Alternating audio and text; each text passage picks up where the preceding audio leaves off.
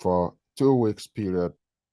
Nina's Movement's virtual town hall meetings for 2 weeks period, and the topics as listed earlier is the 4 frauds that are fatal for the 1999 Constitution.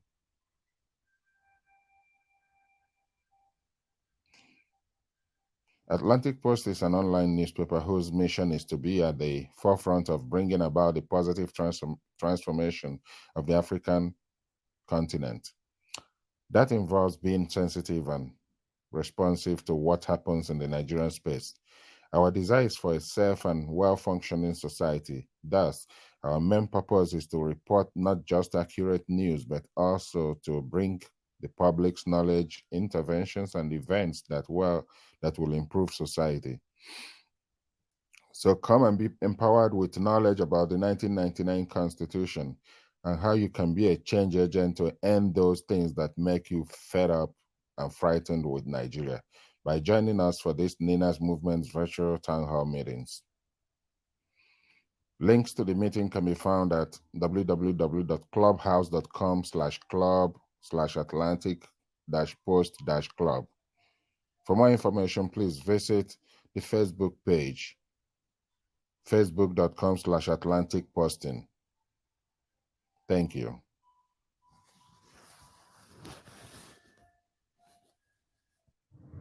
Here is Amadu Bello's mission statement and battle script of October 1960. October 12th, barely 11 days after Nigeria's paper independence, on October 1st of 1960. Here is what he had to say. The new nation, Nigeria, the new nation called Nigeria should be an estate of our great-grandfather, Othman Dan Fodio. We must ruthlessly prevent a change of power. We must use the minorities of the North as willing tools and the South as a conquered territory, and never allow them to rule over us, and never allow them to have control over their future. This is 1960. Now consider how the North went to set up Sharia during Obasanjo's presidency. And Obasanjo, who has always been a slave to the Arewa, called it political Sharia. That was effective separation from Nigeria, but Obasanjo didn't react very well. Instead, he sent Nigerian military to go, the same Janjaweed soldiers, to go and kill off people of Odi and Zaki Biam. Now, or even the killing of mass members or imprisonment across Southeast. Now, this is how Nigeria has been going. Consider what this Ahmadu Bello said in 1960 to what Muhammadu Buhari is carrying out today. And you get to realize why Nina's movement is the way to go. The dominoes are falling for Nigeria. It's all going. The union is going down. So all that we're doing, we're buying time. But the country is already gone down the cliff. Only a multi-regional referendum will rescue the situation. Anything else is merely postponing the evil day. And that's very unfortunate.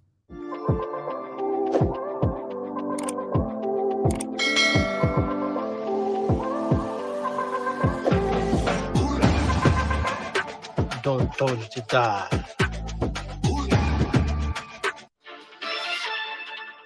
Where do Christians suffer the worst persecution in the world?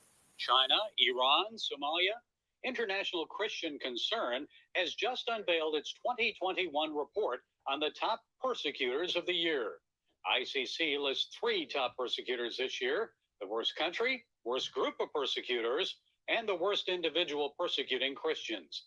Well, joining us to discuss this year's list and to explain about what's happening around the world is ICC President Jeff King. Jeff, it's good to talk with you again. So let's get right into it. The worst country persecuting Christians this year. Surprise, it's not North Korea. Which country is it and why? Well, yeah, Kim Jong-un, North Korea, it's always going to be a top performer, right? But what we looked at was like how many Christians are being killed presently. Is it a problem that's not addressed? We chose Nigeria. It's a surprise for a lot of people.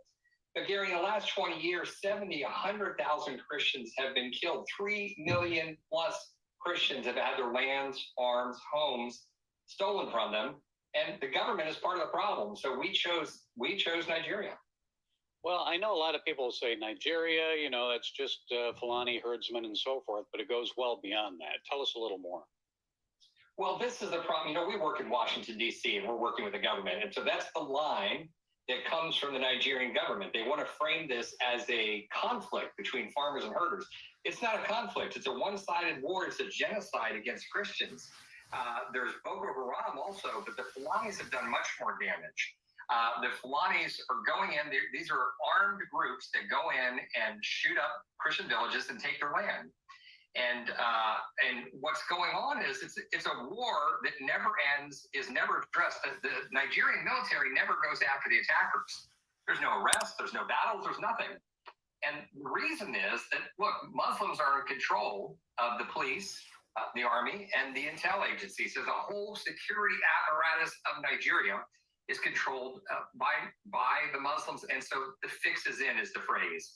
It's like it never gets fixed. It's never addressed. Nothing ever happens. Okay, Jeff, let's move on then and discuss the worst group persecuting Christians this year. It's not Boko Haram or Al-Shabaab. Who is it? What are they doing? Well, it's the Taliban. And Gary, look, the Taliban has been, torturing, murdering Christians for years. The problem is that now they are in control of a state, and they have a potent intel security apparatus set up by us, but now they're in control of it. They're calling Christian leaders. We know you. We're watching you. We're going to come get you. They're going door to door. And unfortunately, just this past 2 weeks, they grabbed the first Christian. And what happens is they'll torture him. They'll find out who the other Christians are he knows. And then if he won't turn back to Islam, they'll kill him. And there's going to be a whole bunch of that. Well, a lot to pray about on that. Now, the worst government leader or person persecuting Christians, it's not Canada's Justin Trudeau for shutting down churches and arresting pastors during the COVID pandemic. So which government leader did you list as the top persecutor targeting Christians, and why? Well, you already nailed it. It's North Korea and it's Kim Jong-un. So either the country or he are going to show up in the top list. But look, the whole North Korean state exists to serve him and to keep him in power and the Kims in power. So we chose him as the individual doing the worst job against Christians, doing the most persecution against Christians. I think people know it, but look, if a Christian is caught with the Bible, if they're a real Christian, the regime will take 3 generations of one family and stick them in prison for life. And these are prison camps that are designed to slowly kill off people. And of course, we know that you have to worship the leader there. Juche is their faith, and that's worship of their leadership. I know there are many other countries of concern, especially, let's say, India, where attacks against Christians are on the rise. Tell us what's happening there, Jeff. Well, India is especially disturbing, Gary, because India has a constitution that guarantees religious freedom, and they have a tremendous track record. But what's happened is you have some hyper-nationalists, some fundamentalist Hindus that have gained control. The Prime Minister Modi, is a radical Hindu. His party, the BJP, these are radical Hindus.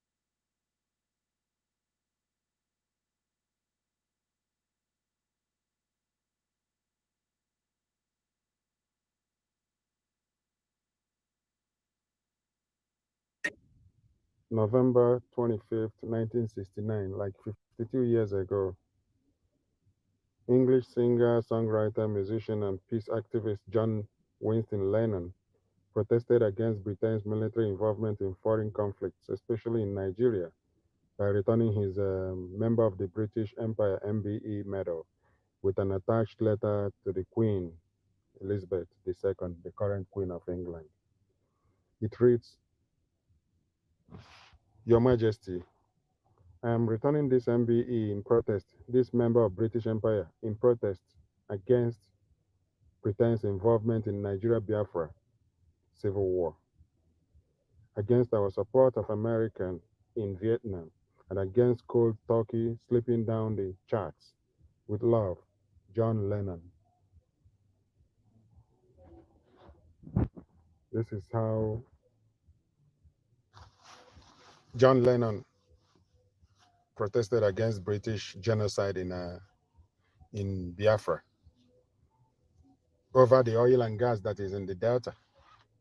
That's all the British interest is all about in Nigeria. It's about the oil and gas. And that's why, in fact, they don't even mind the entire population getting wiped out, the Africa population, just for them to get to the animals in the wild and the oil and gas in the field. That's the whole thing that led to the genocide. And today, 52 years later, we are still on it.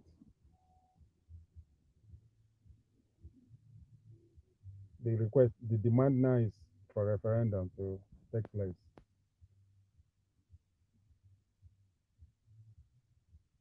And the enemy is doing everything to strengthen the hand of their slave agents, those advancing their slavery in Nigeria, those still sustaining the British Empire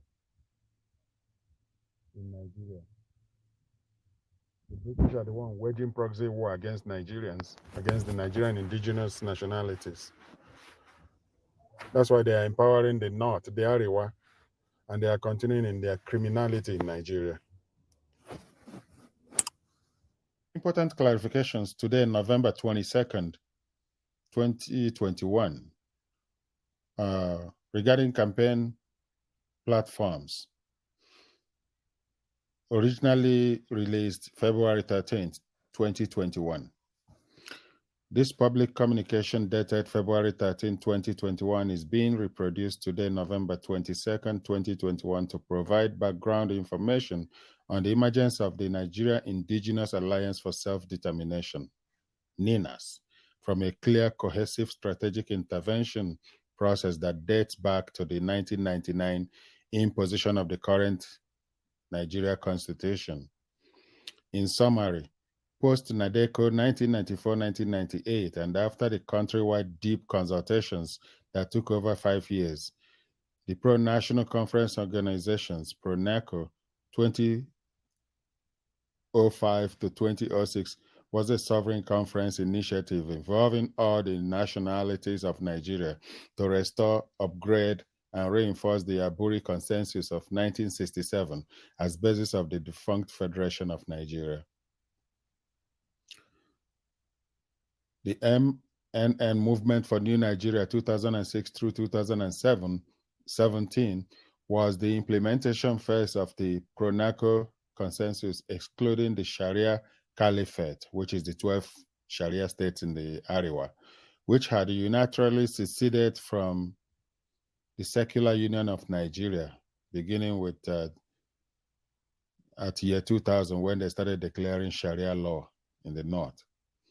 The 2007 through 2019 legitimacy suits against the fraudulent 1999 constitution was instituted by the arrowheads of Movement for New Nigeria, while mobilization continued to rally the non-Sharia rest of Nigeria, South and Middle Belt, into stepping up to take back their sovereignty, hitherto hijacked and confiscated by the suzerainty of unitary Nigeria erected upon the 1999 constitution.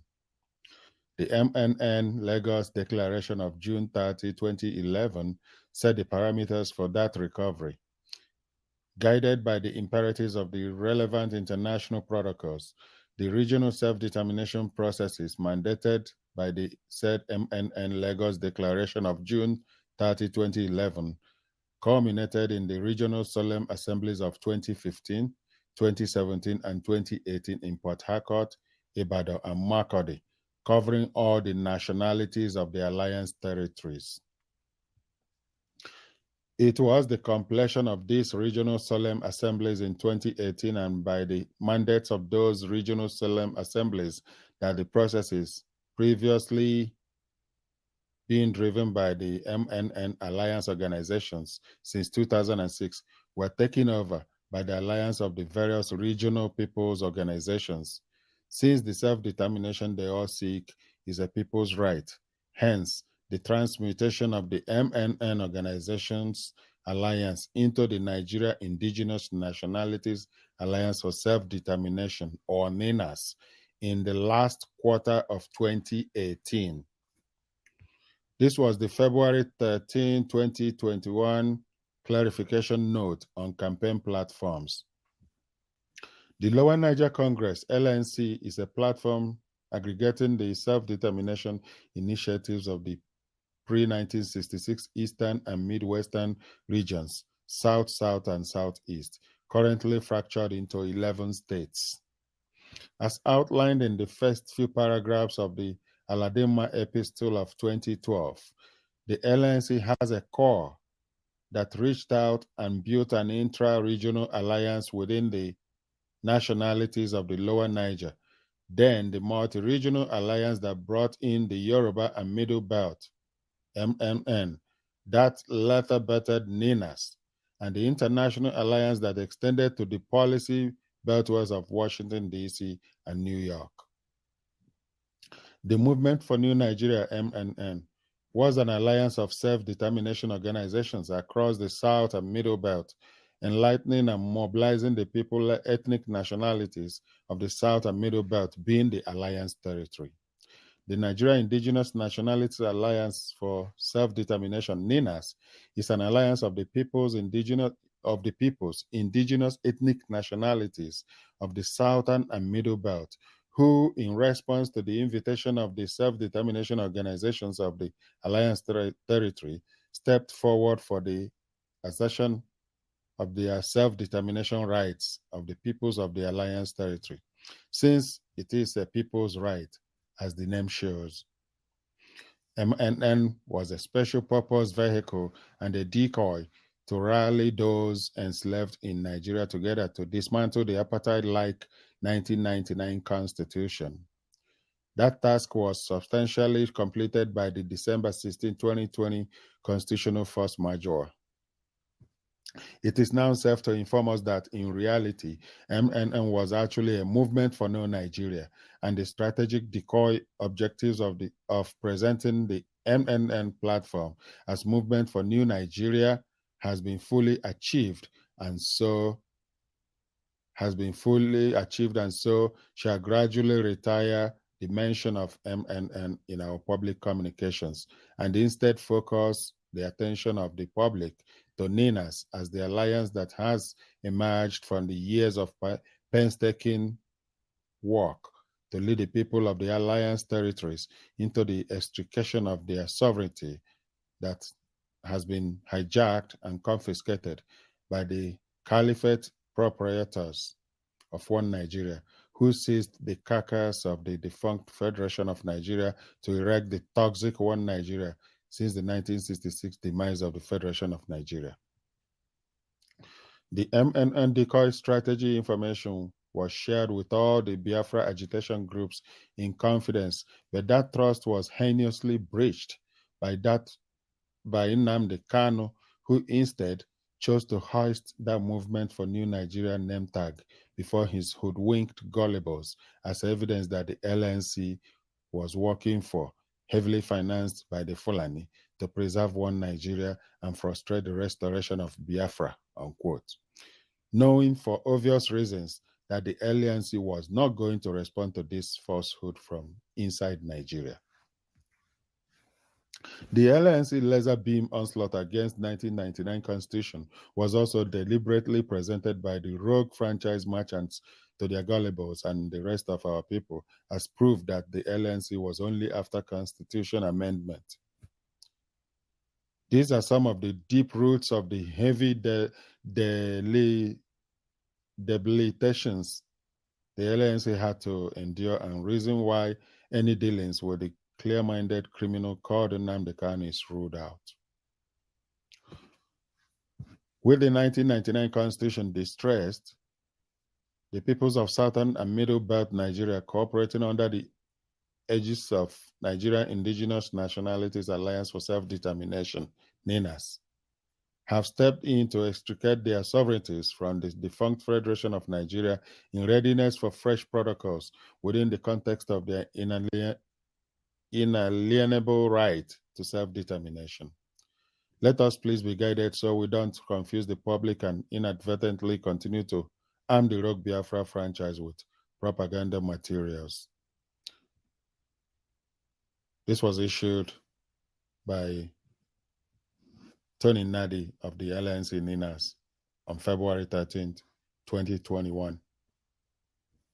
Thanks for listening.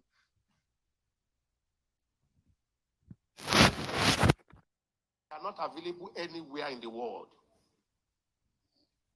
No church like Redeem, no church like Winners, no church like Mountain of Fire, no church like Chosen, no church like Christ Embassy, no church like Deeper Life in the world. Redeem alone has over 40,000 parishes. Winner alone has 30,000. There are only 10,000 wards in Nigeria where decisions of those who rule these countries are made. So it's not just deliver Nigeria. It should be God, wake up your church. Talk to your general overseers. The church community is an imprisoned community. Our general overseers have imprisoned us. They must release us, mobilize us, encourage us to go to the grassroots. Politics is grassroots. You know, I have done politics before. I have campaigned, I've been voted for. I was a deputy speaker of a state. I know how it works. It's not just prayer. We have prayed, and God has answered the prayers. The answer is that He has given us people. Next to God's power is political power. And I want what I am saying to be carried live. Next to God's power is political power. And political power is people giving. And God has given us people. What else do you want Him to do for us? You want God to come from heaven and be casting vote? You want God to go to the world and become world chairman? No, the 7 ESCO in each ward, they are the one that determine who is the president. We can't change Nigeria except we change the National Assembly. This evil law called Constitution, this is jihadist constitution. This is oligarchy constitution. This is a constitution that put the whole of the country under one tribe. This constitution cannot allow to go. And it cannot change until you change the men at the National Assembly. The men at the National Assembly will not change until you select new people that will replace them. So the church must wake up. And not only church, patriotic Nigerians must wake up in the name of Jesus. And you don't win on social media. You don't win on Facebook. You go to the grassroots. Me and you must be attending world meeting. And we will put our good people there. It is the people at the world that are called delegates. It is delegates that select who will be the president, who will be the governor, who will be the senator. If you are not there, you are at the back of the fence. If you pray from now till next year, and you are not there, you say prayer in vain. Church must wake up. And that's what I'm telling the whole church, and I'm telling you now. I don't know why God sent me to politics when I went. But you see, God has to send Joseph to Pharaoh's house. Joseph has to be raised in the palace to understand the palace culture, and then God returned him to defeat Egypt. By the grace of God, we will take Nigeria back. This country must be restructured. We must go back to true federalism. Nigeria was a negotiated country. Nigeria is not one country. Nigeria is a country of many nations. How can one ethnic group dominate everybody? It will not happen. It will not happen again. This year, God will deliver this country.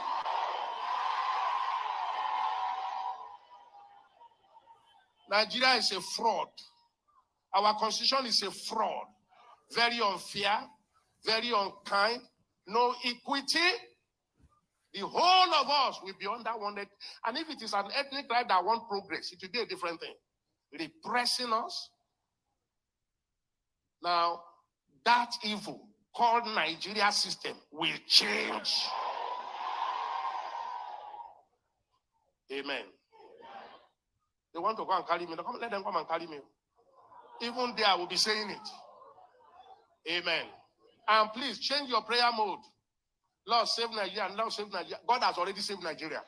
It should be God. Wake up, Christians.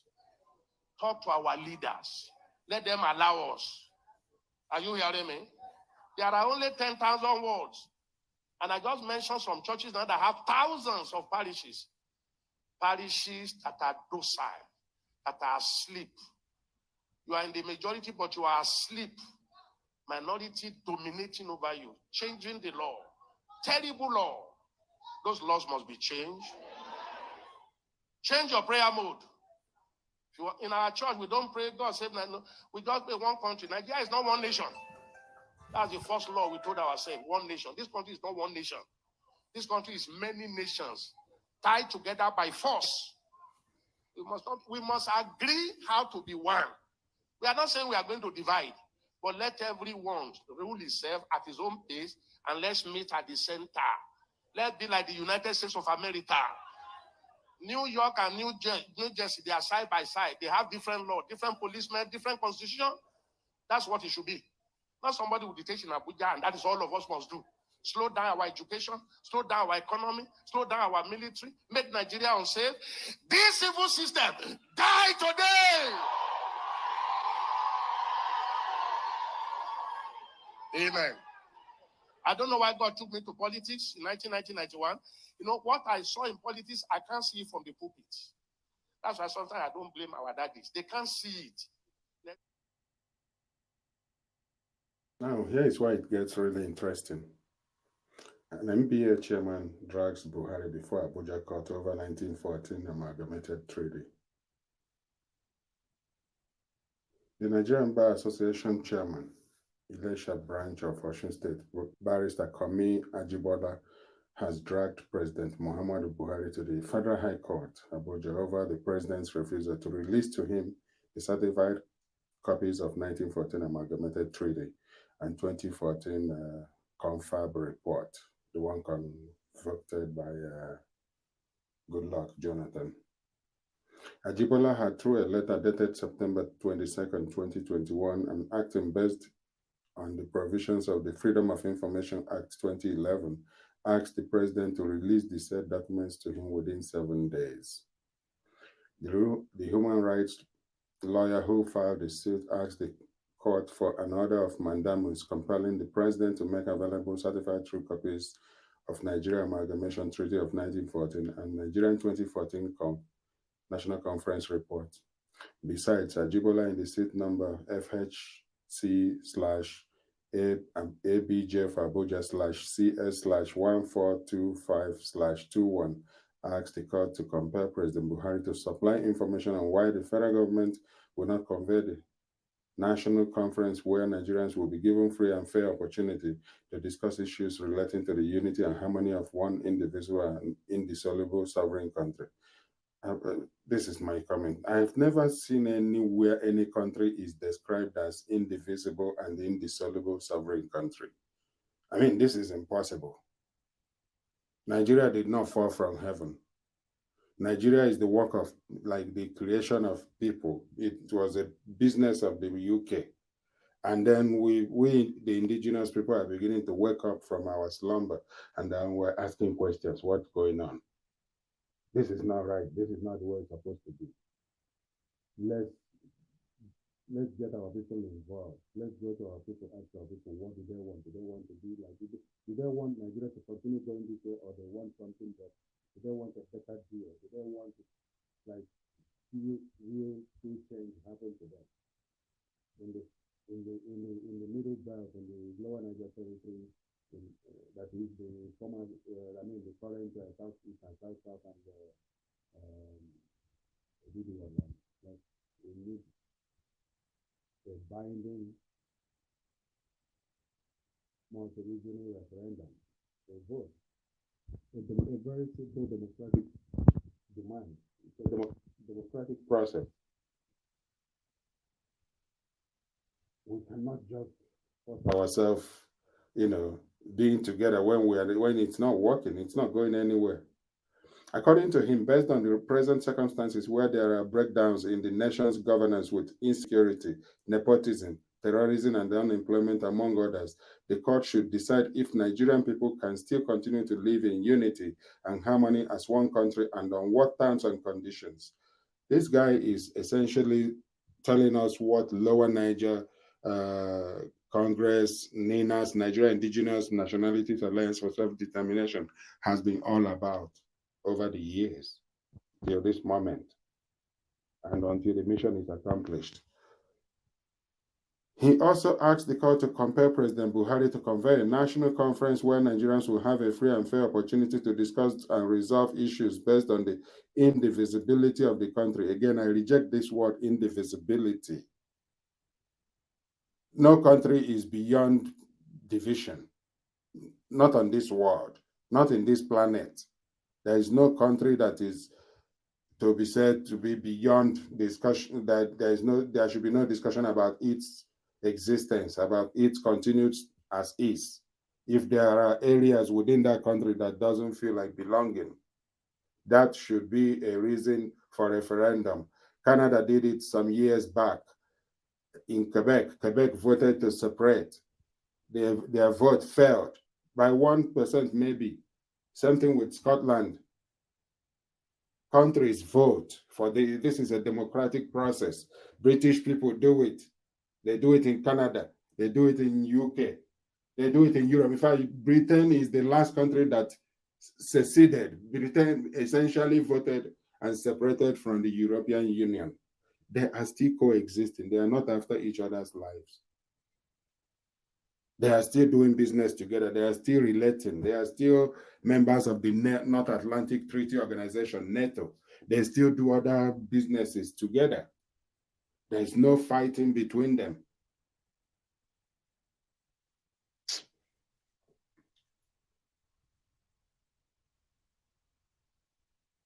He also asked the court to compel President Buhari to convene a national conference where Nigerians will have free and fair opportunity to discuss and resolve issues based on the indivisibility of the country, rotational presidency, and other acts of governance.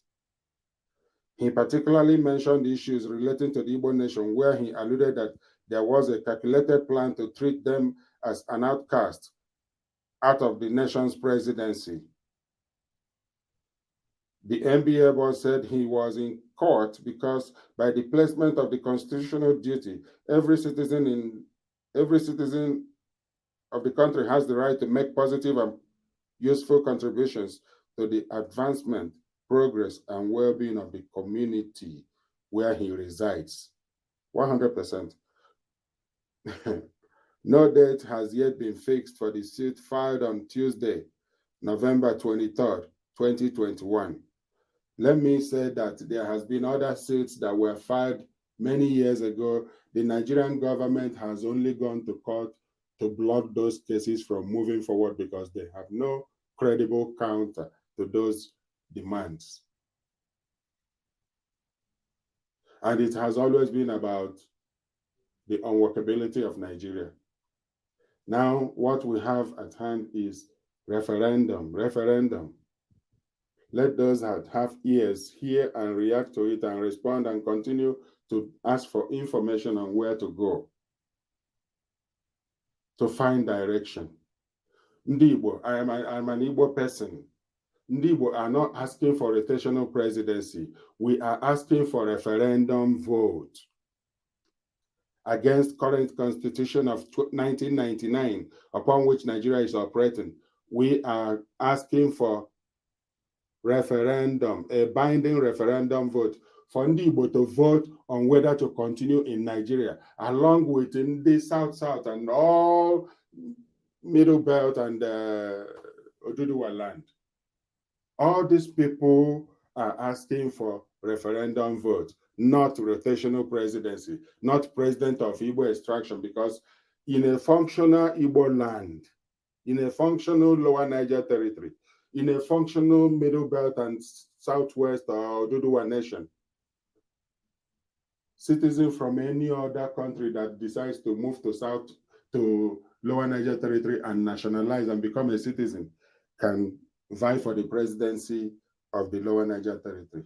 And I believe Oduduwa nation will equally consider citizen of theirs from any other part of the world that supports the existence of the nation and is obedient to the rules will contest for the presidency of Oduduwa land, as long as it is for the progress of those regions. So we are not interested in Nigeria's presidency. Maybe I'm deflecting the tires of the one Nigerianists, especially the Nzukumuna people, among others. They are behind the visit by Chief Amechi Mbazulike to the presidency begging for Nnamdi Kanu's release. They are behind that disgraceful visit because it reduced us greatly in a way they probably never thought about. But anyway, that's a discussion for another day. But we need a binding referendum. Let's make Nigeria better. That's the way to do it better. Let's go for referendum. Fix a date and give enough time to educate our people on what is to come, and they will go for it. Sudan did it. Yes, they are still having problem on both sides of the divide, but it's okay. Whoever finds the way out first will get better. Whether it's South Sudan or North Sudan, they should figure it out. But in our own case, we also need to trigger that process to start figuring it out because we're not getting anything. Here is Ahmadu Bello's mission statement and battle script of October 1960. October 12th, barely 11 days after Nigeria's paper independence, on October 1st of 1960. Here's what he had to say. The new nation, Nigeria, the new nation called Nigeria should be an estate of our great-grandfather, Othman Danfodio. We must ruthlessly prevent a change of power. We must use the minorities of the North as willing tools and the South as a conquered territory, and never allow them to rule over us, and never allow them to have control over their future. This is 1960. Now consider how the North went to set up Sharia during Obasanjo's presidency. And Obasanjo, who has always been a slave to the Arewa, called it political Sharia. That was effective separation from Nigeria, but Obasanjo didn't react very well. Instead, he sent Nigerian military to go, the same Janjaweed soldiers, to go and kill off people of Odi and Zaki Biam. Now, or even the killing of Masob members or imprisonment across Southeast. Now, this is how Nigeria has been going. Consider what this Ahmadu Bello said in 1960 to what Muhammadu Buhari is carrying out today. And you get to realize why Nina's movement is the way to go. The dominoes are falling for Nigeria. It's all going. The union is going down. So all that we're doing, we're buying time. But the country is already gone down the cliff. Only a multi-regional referendum will rescue the situation. Anything else is merely postponing the evil day. And that's very unfortunate. Yesterday, Asuzu Chinedu Peters shared a video interview or commentary of Attorney Femi Falana. And after reviewing that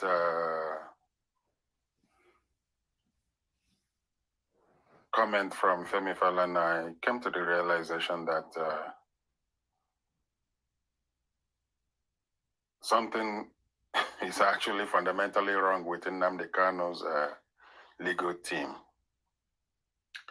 If Femi Falana, who has been dealing with Nigeria cases such as Samuel Showere and others who have come under government attack or persecution, can say that the government does not even have any strong case against Nnamdi Kanu, how come Kanu's lawyers are going about lobbying people to go and appeal to the government to let their client go, when their client have an opportunity to expose Nigeria more and have an opportunity to actually give reasons behind whatever stand their client is taking against the country?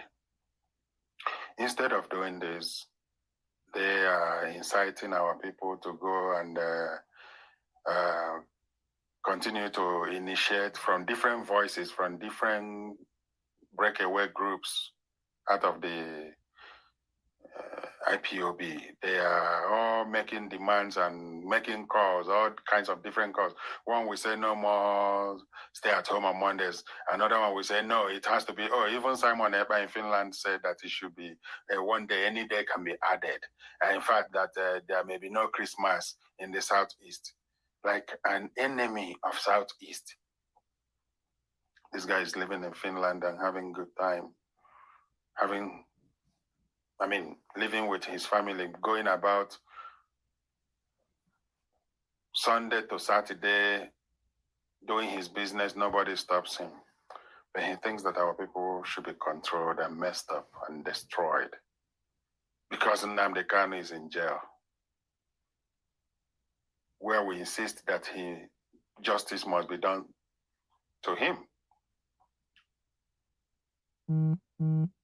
So essentially, Nnamdi Kanu is Biafra and Biafra is Nnamdi Kanu, to the exclusion of all other Southeast or South-South citizen. That's very unfortunate. That's super unfortunate. Anyway, that visit by our so-called elders, led by a man I used to respect, Chief Amechi Mbazulike, that visit, there was absolutely no reason for that visit. It was more or less a disgrace to Ndibo. The type of people we are. We are people of justice. We are people of equity. We are people that wanted to have things done right. That wasn't right. We shouldn't go to appeal to anybody. I mean, somebody who removed a likely candidate for the Supreme Court Justice, Chief Justice. How could he stand up and claim that he supports the separation of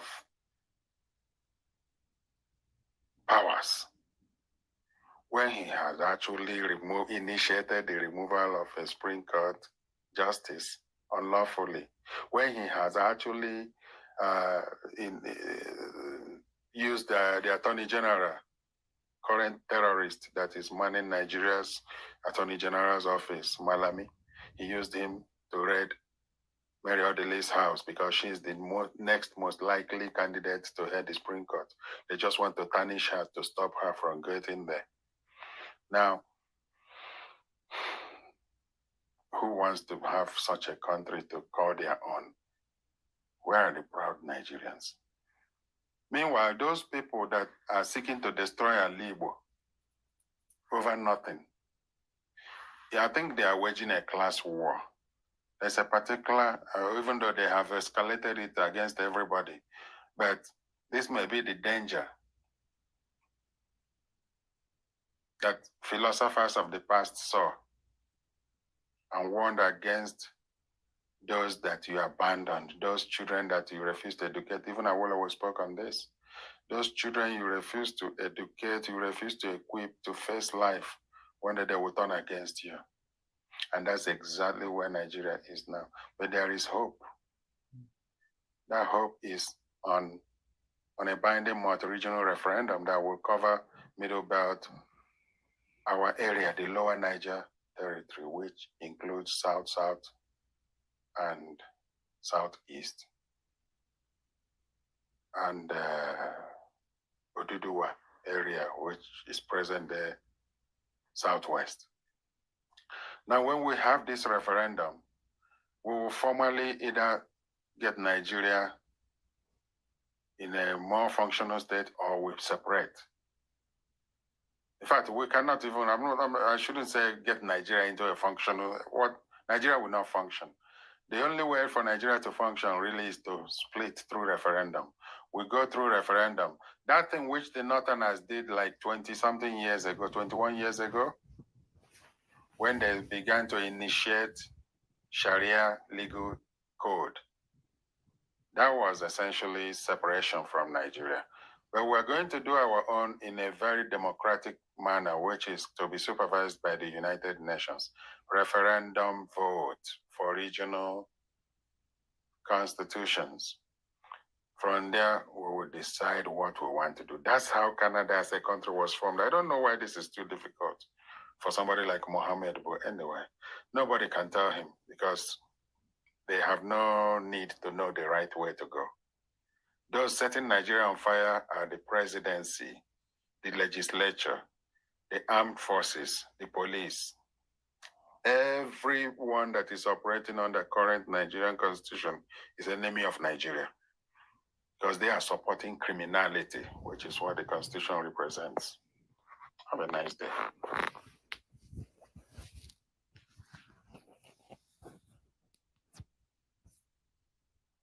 While the oil and gas extracted from Nigeria is getting smuggled out of the country, after being shipped out as crude and being refined and returned to the country, it's now getting smuggled out of Nigeria to neighboring countries where it fetches the smugglers more money, while Nigerians don't even have it.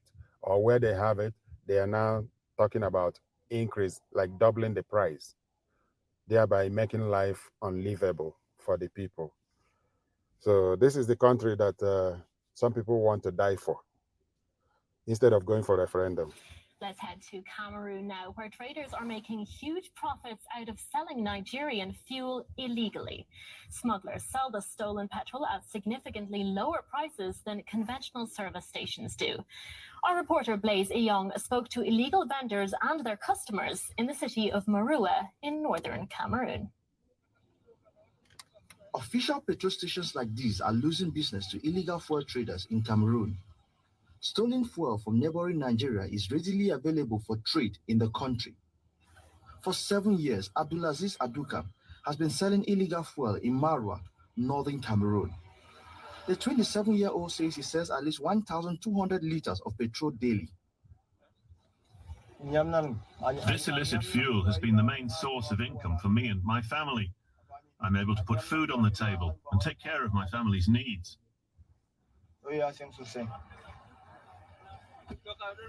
This is one of the warehouses where fuel is stored in this city. The illicit fuel is smuggled to Cameroon through its vast land and sea border with Nigeria, and then transported by vehicle to distribution points like this. Even when Nigerians are faced with fuel shortage, the supply is constant in Cameroon. Cameroon produces its own fuel, but the stolen Nigerian petrol is far cheaper here. Motor taxi rider Sylvain has not been to a petrol station for 6 years. This fuel is very cheap, and that's the reason I prefer to use it. At the petrol station, sometimes, not even sometimes, the price is always fixed around 664 CFA francs. However, the illicit fuel is sold for 350 francs, maybe 400, or when it's expensive, it can be sold for 500 francs. And that's why I use the illicit fuel. Though the sale of smuggled fuel is illegal in Cameroon, the trade is done in the open. It's hard to walk 300 meters without seeing someone selling fuel in most parts of the country. Abdurrahman Ali makes $40 from selling fuel in a good day. He says the authorities simply turn a blind eye as long as vendors like him are able to make an unofficial payment. A country at war with itself, like Nigeria, we have our resources getting into wrong hands. Just like the Nigerian government fell into wrong hand, so also other Nigerian resources has fallen into wrong hands from the 60s till this moment. And that's why Nigeria is not at peace. That's why Nigeria is bleeding for referendum, multi-regional binding referendum to be conducted by the United Nations. Until this takes place, well, this kind of development will continue to be a common feature. Nigeria will continue to experience disquietness at all levels. Let's head to Cameroon now, where traders are making huge profits. Fuel. The authorities simply turn a blind eye as long as vendors like him are able to make an unofficial payment. We have people sent by the city council who take money from us and allow us to continue the trade. We pay a little under $4 every month. These are Cameroonians Once this speaking. fee is paid, we're allowed to do business. Cameroonians, No one comes here to stop us. Cameroonians trading We're on not Nigeria's worried about fuel. anything. That's the what exact happens number to a of stolen third Nigerian country. fuel that enters Cameroon is not known. But according to local media reports, the illegal trade is about $5 million a year. It is said to provide good income for smugglers and local vendors.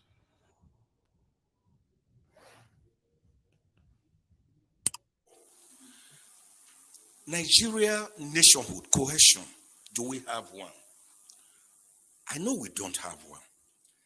Nigeria is still yearning for nationhood after her independence since 1960. Perhaps one of the greatest fault lines we have is the way itself by which we came together, cobbled together by Lord Lugard on the 1st of January 1914. Perhaps one of the most or the strongest fault lines is the way we were even named when we were formerly called Royal Niger Company Protectorates. And one young lady felt that name was too long. And she wrote an article in the London Economic Times on the 8th of January 1897. I said we should call that country, that area around the Niger area, which was how we came by the name Nigeria. We didn't really agree that we were going to be one country. The Berlin West African Conference of about 1844 to 1845 merely partitioned West Africa amongst the Portuguese, the Germans, the English people, and all that.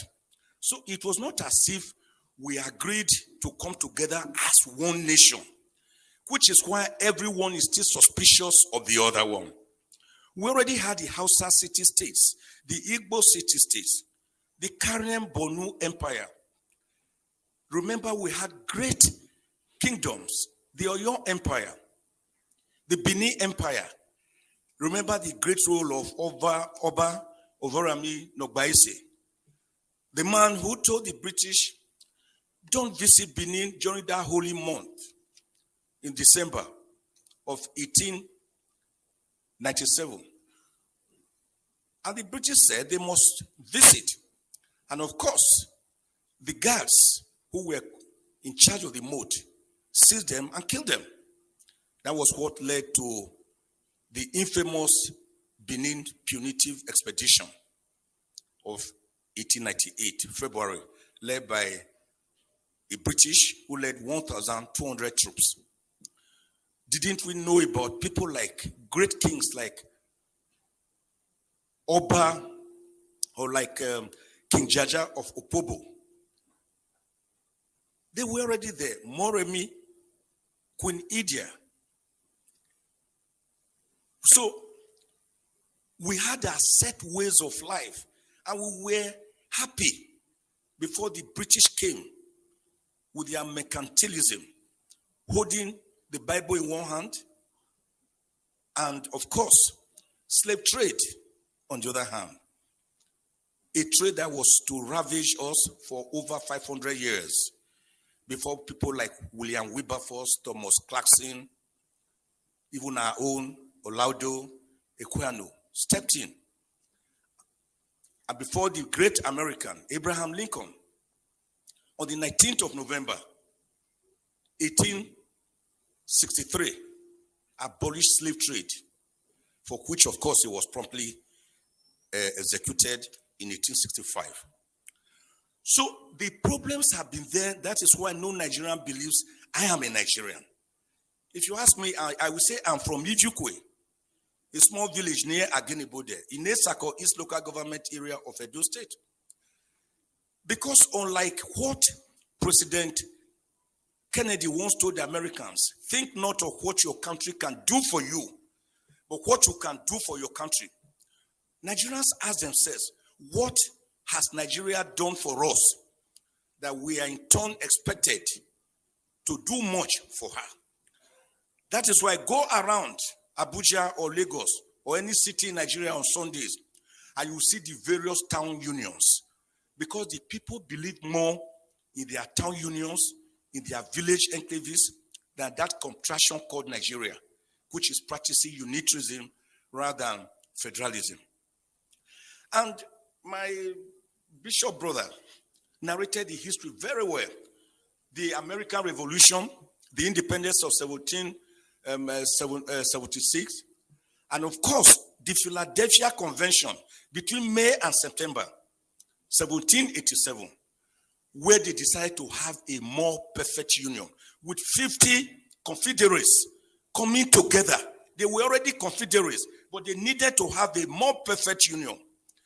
It was that convention, at that convention, that they agreed on certain irreducible minimals of government: federalism, presidentialism, the doctrine of separation of powers, which had earlier in 1748 been popularized by the great French philosopher Baron de Montesquieu.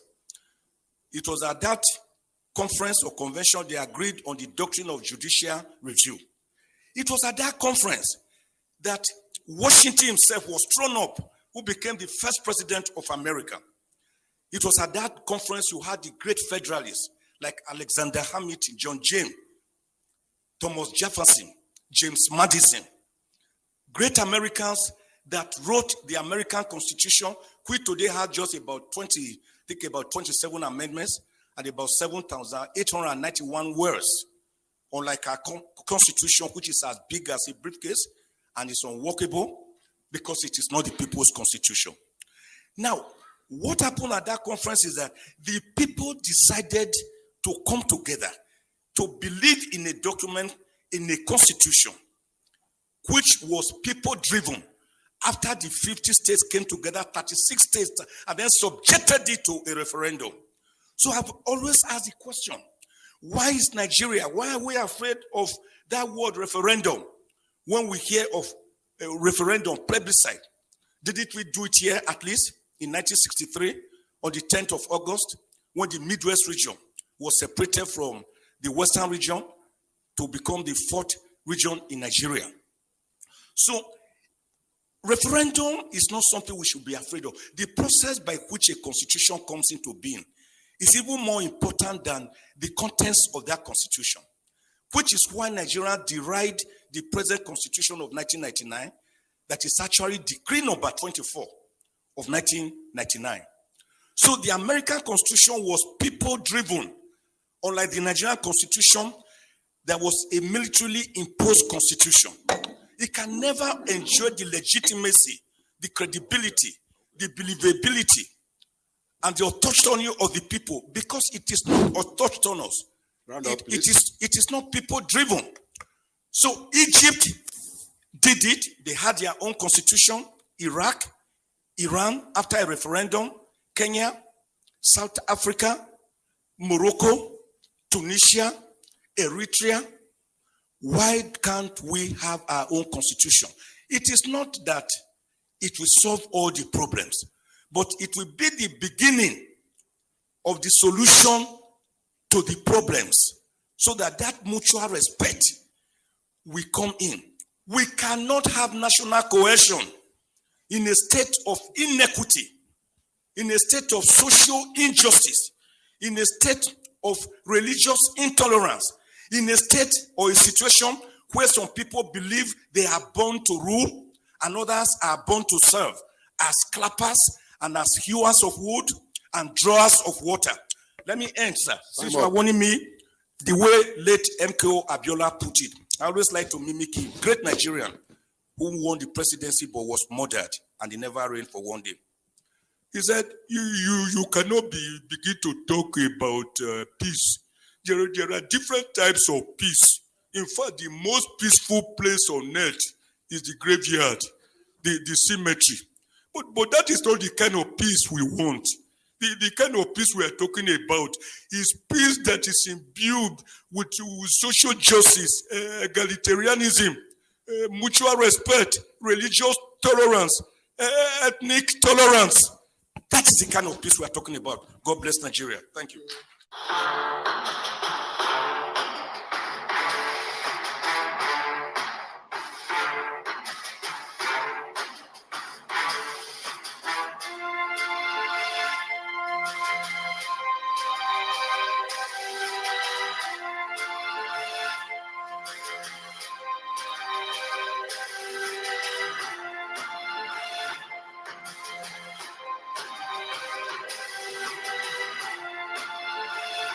The Fulani intention in Nigeria is to permanently take over the entire political space. Using the combination of brute force and guile, the caliphate strategy is to maintain tight control of political power via the imposed constitution by the key economic assets and levers of power are confiscated. The same constitutional impositions guarantee exclusive control of military power and all firearms, and those are used to facilitate the terror against ethnic nationalities by the government and the terrorists.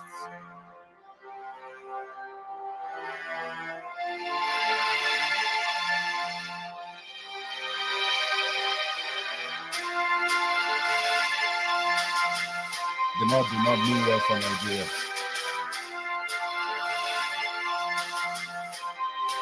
Mina's alliance repudiates everything about the 1999 Constitution. In the face of the alliance defeat of the Caliphate title deed, which is the Constitution of 99, they already the rest of Nigeria to another round of elections in 2021, but the repudiated 1999 Constitution is the only viable strategy left in the hands of the Caliphate now. It's up to us to defeat them and make sure that they never rise up again.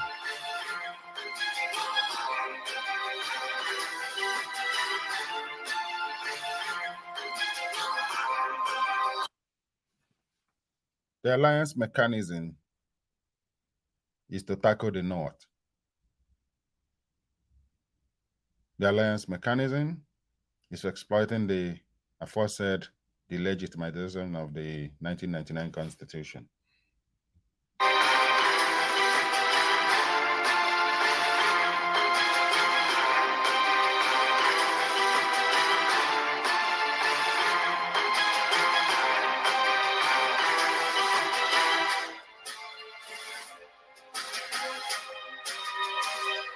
Let us win the war peacefully.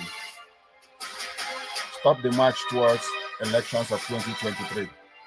All political parties must shut down now if they are really for the people and not for themselves.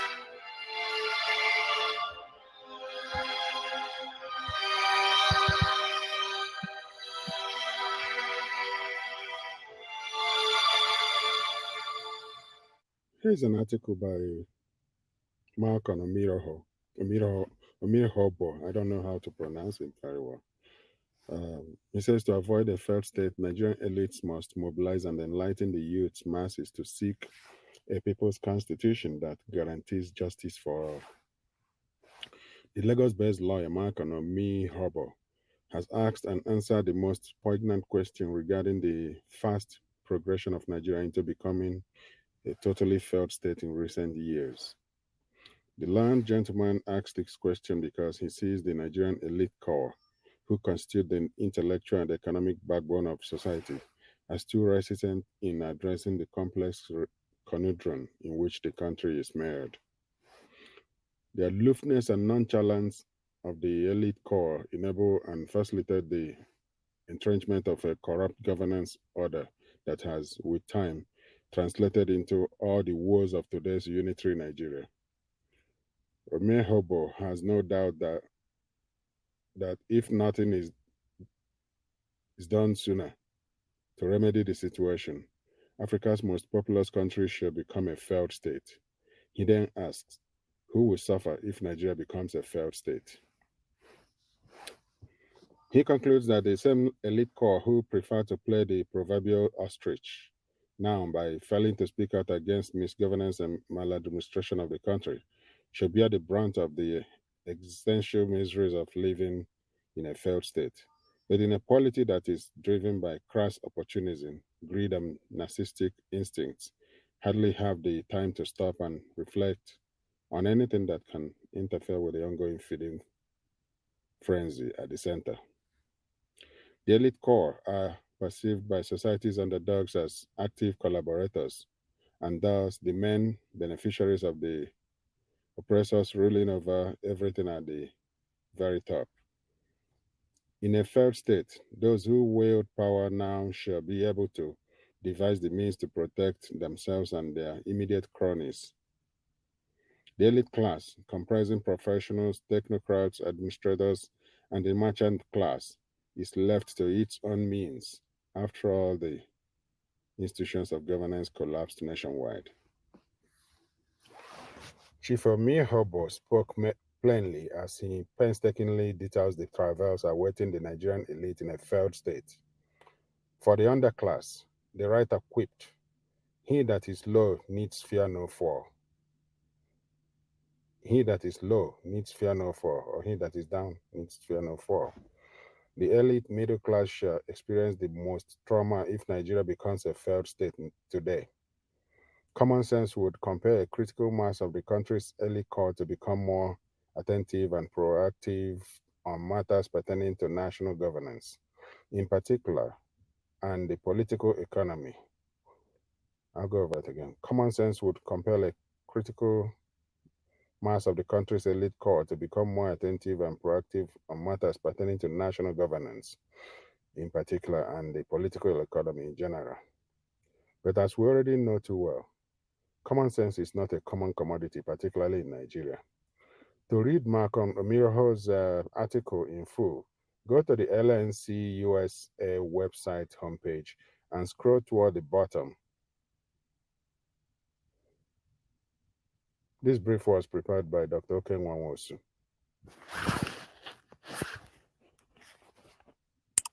Here is notes on the NINA's self-determinal for all campaign, November 24, 2021. Notes on the NINA's self-determination for all campaign, November 24, 2021. In response to a suggestion that the methods adopted by the agitators for the creation of Midwestern region could be a guide for attaining the self-determination goal of today by the various groups seeking autonomy, self-determination and independence in today's unitary Nigeria. Tony Nnadi, on behalf of the NINA's Secretariat, wrote as follows. First is to note that there was a settled constitution of Nigeria at the time the campaign for the creation of the Midwestern region was waged and eventually won in 1962-63. So the exercise was basically a plebiscite under the 1960 Constitution. Today, we do not have any constitution under which such could be pursued except we want to elevate the caliphate-imposed fraud of 1999 to the status of a constitution. This makes the situation radically different from the reality of the 1960 Federation of Nigeria.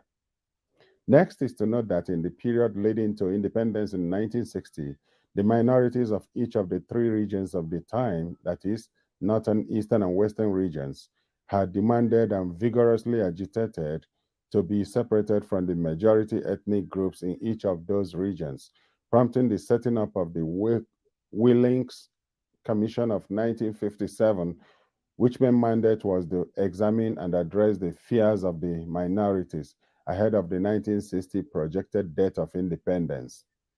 The minorities of the North, Middle Belt, led by the likes of Joseph Tucker, wanted a separation of the Middle Belt from the House of Fulani Kanuri-dominated northern region. The peoples of the Midwest wanted to be separated from the Yoruba-dominated western region. The minorities of eastern region, Niger Delta, wanted to be separated from the Igbo-dominated eastern region, as they demanded for the creation of COR states pre-independence. COR stands for Cross River, Ogoja, and Rivers. For these minorities, any independence from the British colonial control that would leave them in the belly of those ethnic majority-dominated regions was tantamount to mere transition to internal colonialism, and therefore amounted to incomplete decolonization for them. It is significant to note that the eventual excision of the Midwest from Western region of the time had to do with the wider orchestrations against the embattled Chief Obafemi Awolowo, then imprisoned for treasonable offenses by the Caliphate controllers of Nigeria, who sought to whittle down the towering influence of Chief Obafemi Awolowo. It is also significant to note that the Eastern minorities' agitation for the creation of COR states was attended to by the federal government of Nigeria in mischief. May 27, 1967, practically on the eve of the May 30th, 1967 declaration by the embattled Eastern region of itself as the Republic of Biafra. In other words, amidst the coups, union disputations, and chaos of 1966-1967, the fracturing by the then disputed federal government of the time of Eastern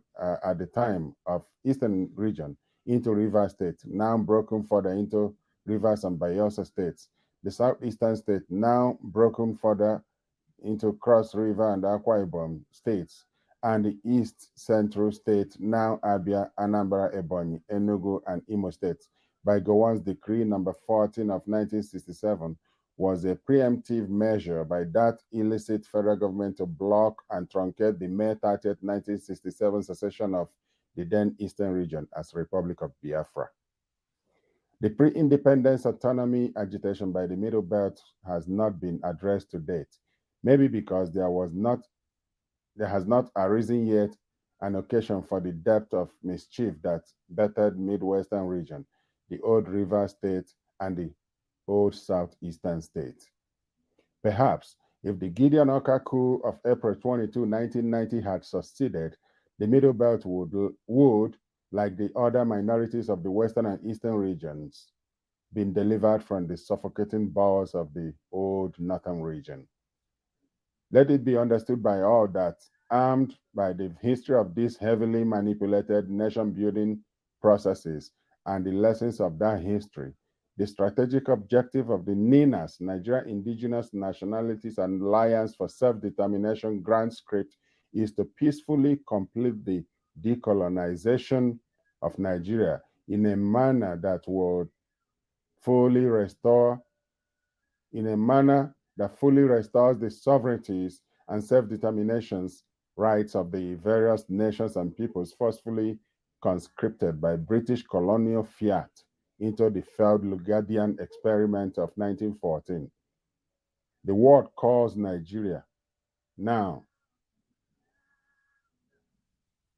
encapsulated and defined by the rogue 1999 Constitution.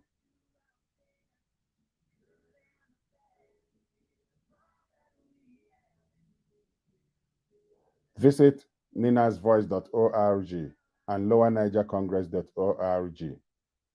From the NINAS Secretariat, November 24, 2021, signed by Tony Nadi.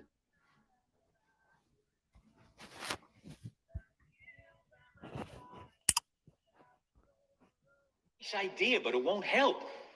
It'll just formalize the reality that poor countries can never repay their loans. Senator, are you saying that you're opposed to debt relief for impoverished countries? No, we should forgive the debts, but that's not going to help those countries very much. Okay. What will? Tax cuts.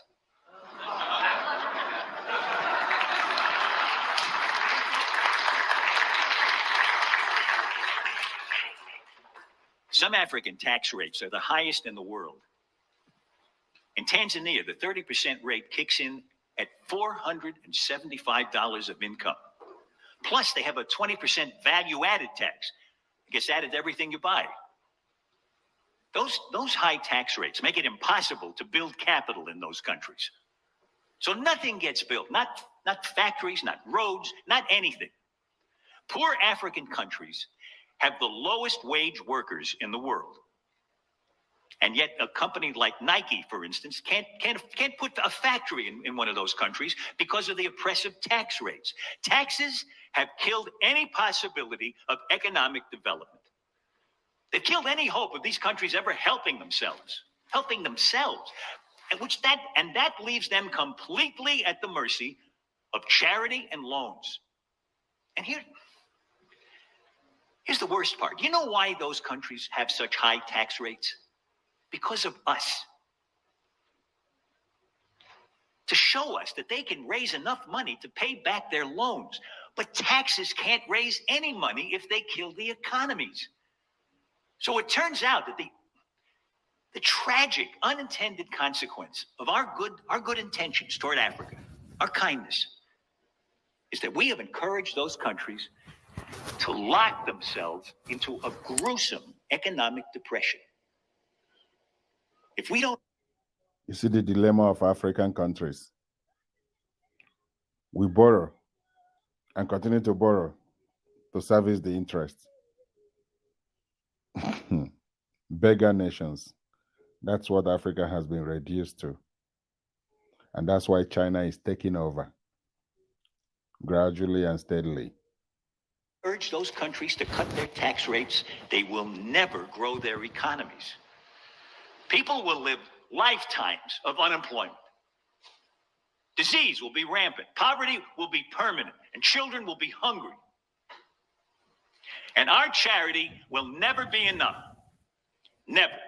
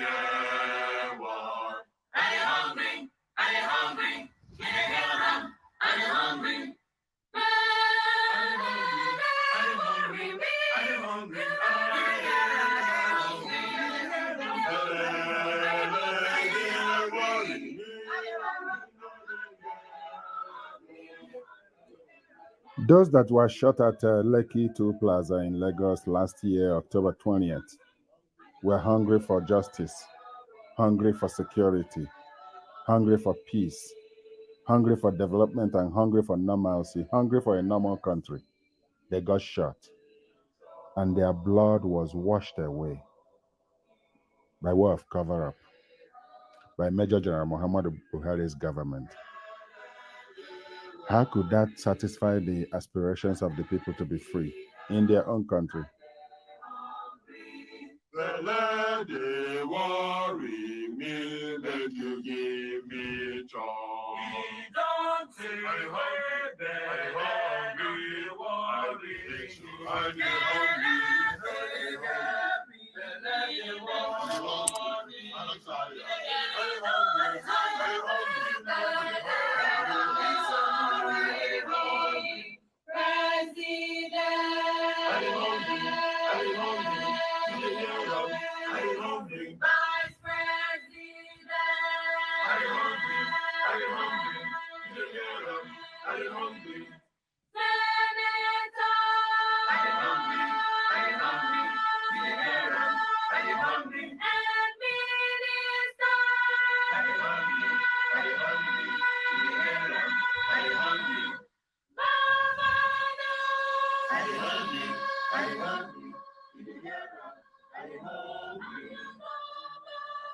Budgets are bloated up to cater to the needs of the president and his vice and other ministers. I mean, corruption got taken to the next level by those who came to fight corruption, all tied to the 1999 Constitution. Everything that is happening to Nigerians is tied to the slave document known as the military imposed 1999 Constitution. It has no progress attached to it, it's only destruction and ruination of the country.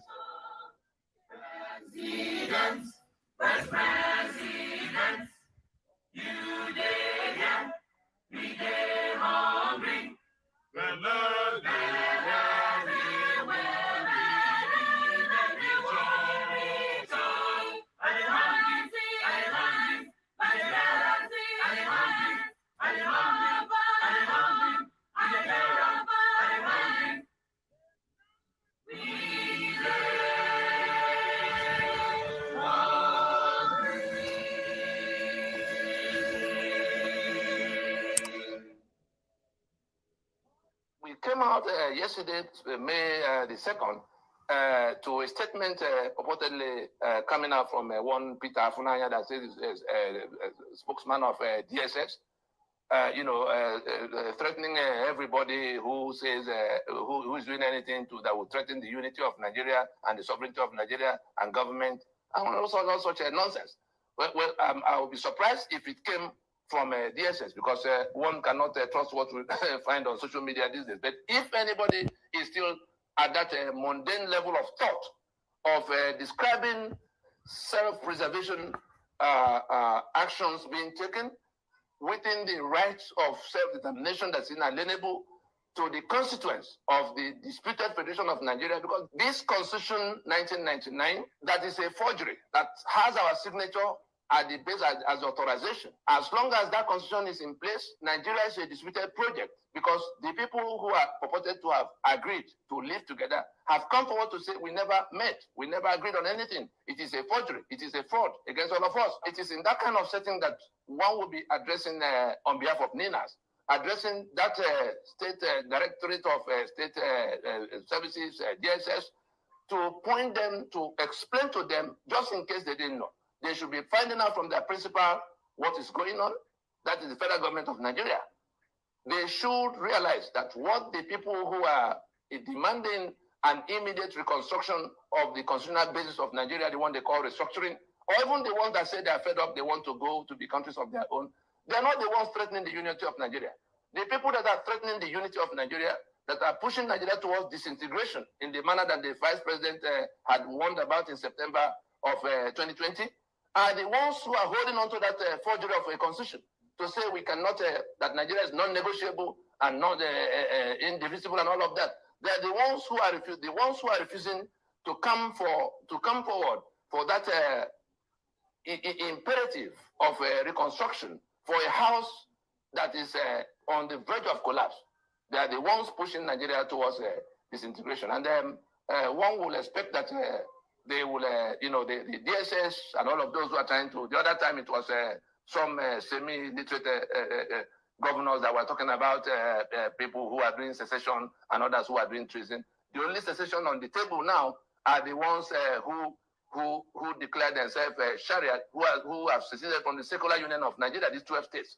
The only treason on the table now are the ones who are clinging onto the constitution that's a forgery, against the rest of us. My name is Dr. Charles Dim.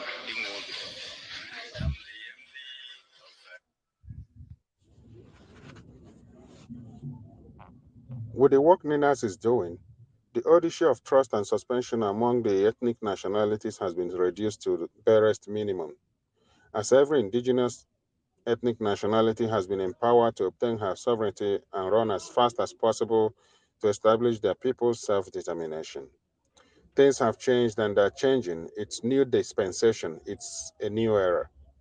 As we organize our people according to the UN standard of operation, once an information comes out, please let's think of how we can benefit from it as a people.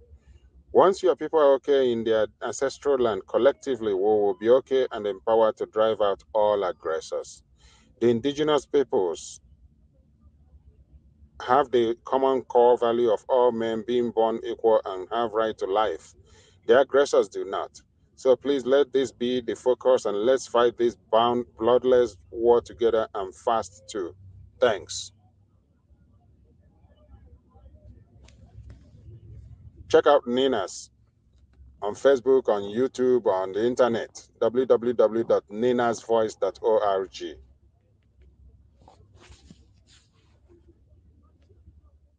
What can you say about the recent increase in the electricity tariff? Electricity tariff, it is appalling. That is the reason why I have been in a companions lacuna. Wow. Not a recapitulation, but let me tell you this, that it is Leka and Pongwatidos, that in a Lekotla, in an Imbisu, Flakidos, and innovative matters were excogitatedly ruminated. We also see how the revidistical politicals move from budget disappearance to budget doctoration. Now, we are faced with a debilitating, exasperating, a reverberating, and a homogeneous electricity tariff. And this tariff is imitating with a financial lobotomization. But I pray that this is not ignite a clamorous demonstration. Now, come to think of it, how dare they deplete the citizens of the ossiferous and vociferous modus vivendi? Enough of this vilification and solecism. This is execrably pugnacious, pestilential, and attenuating. Imagine the imbibition of the political rodomotives, which has kept us in an urgent humiliation. Why? Now, Nigeria is in a political somnambulism and molocution. Nigeria is in a financial and economic dantigism. Look at the way the game politics has become epocable. What a political holy-poly. What a political hoity-toity. What a political foodie-toodie. What a political hocus-pocus they have come. What a political jabberwocky. What a political publicon. What a political couple de call. Sir, with this concentration, I ask that you accept my pentination circumlocution. Accept my pentination circumabagos, gadulucans, and madulucans. But I will tell you this, I will not koto in their people. Thank you.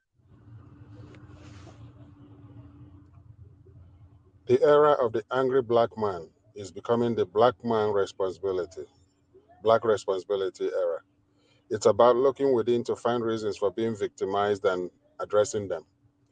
It has become very imperative for the victims of the catastrophic rape, pillage, plunder, and deprivation currently going on in Africa, especially Nigeria, to rise up and take charge of their collective destiny. The stench of death, the evil, thick darkness, and the signs of impending doom looming and lurking around can no longer go unnoticed. What do you do when you are daily exposed to horror, yet you have no voice to express your woes because the perpetrators of your woes have silenced you with the barrels of gun they placed over your head? It is time for the indigenous peoples trapped in British Caliphate colony of Nigeria to lead the initiative to end and correct the evil done to them and their peoples. It's no more acceptable for the beneficiaries of the ongoing abomination to tell us what to do, let alone lead this all-important life-saving conversation. However, there is a way to do it. But how would you know and understand this way? If you refuse to listen to those who initiated this project about 20 years ago, unlike you, remember, they have taken time out to study the pitfalls and landmines on this chosen pathway. So, for safety reasons, everyone cannot direct at this time. How come you like Nina's proposition but hate the messengers? Are you like the proverbial dog who refused to pay attention to the whistle of the guide because he has accepted that getting lost is his fate? You keep asking, why should it be him, her, them? As our enemies approach to swallow us while we have the key to our escape in our hands, bickering like toddlers. How can it be that we're so intelligent, yet our intelligence has refused to work for us? How is it that we are so spiritual and religious, yet our spirituality has refused to work for us? Is it the barber that lacks barbing skills, or is the hair clipper that is not sharp? Or could it be both? Please join Daughters of Truth for a thought-provoking session of their Saturday talk show, Saturday, November 20th, 2021. Here are the times from different time zones around the world. Central, 9:30 a.m. Texas Central Time, 10:30 a.m. New York Eastern Time, 4:30 p.m. local time in Nigeria, 3:30 p.m. London, 8:30 a.m. Mountain Time, and 7:30 a.m. Pacific Standard Time, PST, which is Vancouver time. You can also check this out on Lower Niger Radio 24/7. It's there. Or YouTube, or even on Facebook. Thanks for listening.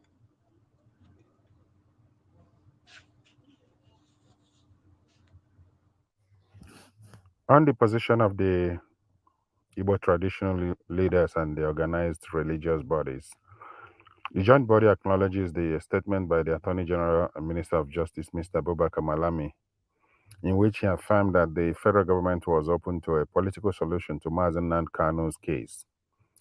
This statement is in line with the proposal earlier made by this joint body and other well-meaning persons and groups in Nigeria. This body therefore eagerly awaits the concrete steps that would be taken in this regard. Igbo traditional and religious leaders made this statement.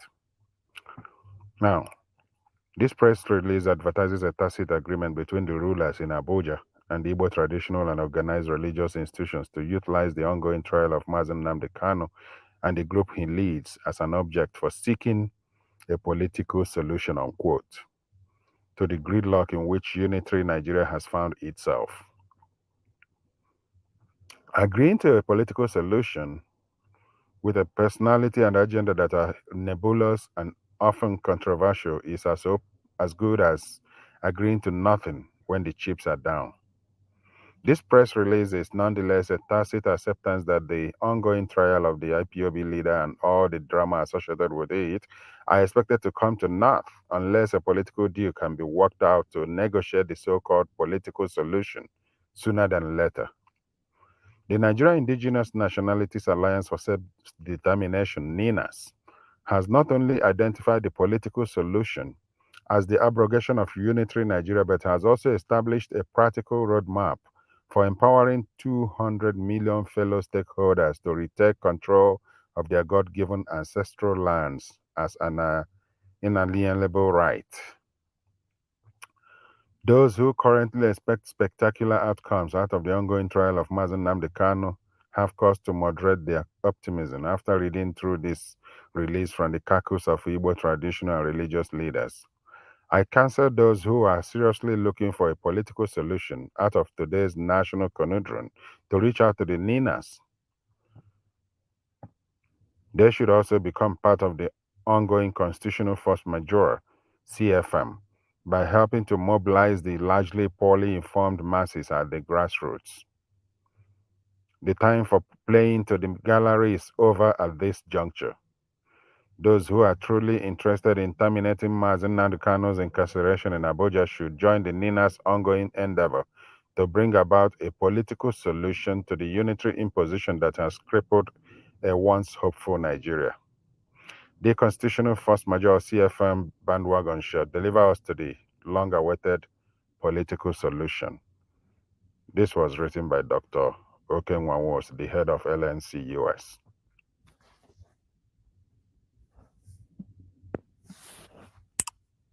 Fellow Nigerian, in search of excellence for Africa, my mission remains to create awareness, advance practical solutions, and transform mindsets via case studies. Together, let's midwife deliverance for our race, country, and continent. Please share this video. I am Dr. Israel Noyaram Davidson. Thank you. In 2001, US-led forces overthrew a Taliban-led Afghan government following the 9/11 attacks led by the Al-Qaeda leader Osama bin Laden. For the next 20 years, the US and allies enforced democratic ideals, built up Afghan security forces, and provided operational air cover. The Taliban continued to attacks. Now, eventually, under President Trump, the U.S. promised to pull out if Taliban agreed to stop attacks and hosting terrorist groups. Today, the Taliban militants have declared Islamic Emirate of Afghanistan and overrun most of the country at lightning speed with little or no resistance from the 300,000 U.S. trained and heavily equipped Afghan forces. U.S. general could not believe an army could crumble at that rate. I did not, nor did anyone else, see a collapse of an army that size in 11 days. There'll be many postmortems on this topic, but right now is not that time. It is believed the Afghan soldiers, though diehards, had unquenchable allegiance to jihadist ideologies practiced by Taliban. There were Afghan soldiers by day, Taliban at heart, and Taliban at night. A situation, some suggest, currently exists in Nigeria too. So Afghanistan was simply handed over to the mullahs to govern, based on their shared jihadist ideological leaning. The south and middle belt of Nigeria should wake up with urgency. The Afghan situation is cooking fast in Nigeria today. Afghanistan is number 1 on global terrorist list. Nigeria is number 3, second to Iran, with Boko Haram, ISWAP, and Fulani Herdsmen militia currently operating unhindered in the territory. You cannot fight religious ideology with guns or democratic ideas, particularly when the people themselves are not wired to accommodate change. See the cost of 20 years of U.S. efforts at enforcing peace, progress, and civilization in Afghanistan, and still they failed. 72 journalists and over 400 aid workers were killed. Between 66 to 69,000 Afghan troops killed. 2.7 million Afghans flee abroad and 4 million displaced citizens. 3,000 U.S. troops killed, 21,000 wounded, and over 3,000 U.S. private security contractors also killed. Over 1,000 NATO coalition personnel killed. $2.3 trillion spent prosecuting Afghan war. As with Afghanistan, the Nigerian armed forces cannot contain the spread of Boko Haram, ISWAP, and Fulani bandits. They have sympathizers within and highly influential individuals in the corridors of power who share jihadist ideologies. There are reports of emerging new and more deadly armed group in Zamfara state today. As in Afghanistan, should the ethnic nationalities in the South and Middle Belt break away today, in less than 16 weeks, ISWAP and Fulani bandits may likely take over the whole of the Northeast and West and declare a caliphate or Islamic Republic with little or no resistance. Afghanistan today is a big lesson and an urgent call on Southern and Middle Belt political leaders to force a total restructure of Nigeria now or break it. Please set aside greed, selfishness, and worthless 2023 political ambitions and unite for the sake of your citizens. Despite unfolding calamities across Nigeria, Southern and Middle Belt Christians continue to take comfort in biblical texts alone, believing their lands are beyond conquer because God is alive. Of course, I believe He is. However, they forget that modern-day Turkey was once almost 100% Christian and hosted Apostle Paul, Apostle John, and a number of saints. Nigeria is not as holier or much loved by God than Turkey and Afghanistan. Turkey was overthrown by the jihadists while the Christians had all eyes closed. Today, Turkey is more Islamic than Saudi Arabia. Nigeria, as currently configured, is sitting on a tinderbox. We have an army and those in power gifting thousands of militants, far worse than the Taliban, with amnesty, reintegration into society, logistics, and other incentives. Southern agitators demanding an end to the killings, raping, and displacement of citizens are hunted, killed, or detained without trial. In 2000, President Trump forced the release of 5,000 repentant and rehabilitated Talibans from prison and reintegrated them into the Afghan society. Many returned to the battlefield, worsened the security situation in Afghanistan, and strengthened Taliban to overrun the country. Will the Nigerian rehabilitated Boko Haram terrorists be any different? I doubt it. August Punch editorial warns the South is being tactically de-Nigerianized indirectly. Able citizens are being forced out in droves via mismanaged economy, insecurity, and frustration caused by mediocrity. The Nigerian system celebrates mediocrity, ingrained in the Nigerian constitution as quota system and federal character. It is an agent of slavery, fraud, injustice, underdevelopment, and impunity in the South and Middle Belt of Nigeria. Aggravated discontent and killer herdsmen and bandit activities are driving separatist agitations in the South. The Nigerian police and army respond with violence in communities. Today, it is easy for Southern young men in transit or even at home to be tagged terrorists or Yahoo boys and shot dead. Raising young men in the Southeast has become a scary enterprise, the Punch editorial concludes. Look, for these reasons, the best option now for the South and the Middle Belt must be to force a restructure of Nigeria or walk away from this union before too late. You cannot force a hyena to become a vegan. That's the truth. Afghan Christians and professionals are fleeing their country en masse, fearing for their lives and professions. UK, US, and other European countries are offering help. Who would come to the rescue of Nigerians? Should the South and Middle Belt, fail to act decisively right now? You see, time is running out. Now, those clamoring for restructuring are not doing so out of hatred for Nigeria, but because Northern Nigeria is dragging the rest of the country back to the Stone Age and into the abyss with it. You see, now is the time to demonstrate political skills, leadership, vision, tenacity, courage, and immunity against Takia. To save Nigeria and generations to come, let's initiate a genuine dialogue now. Restructure or break up. Look, perhaps, as Bishop Kuka cried out loudly recently, it's time to end Nigeria so that people who want development can go ahead. God bless our homelands. Thank you.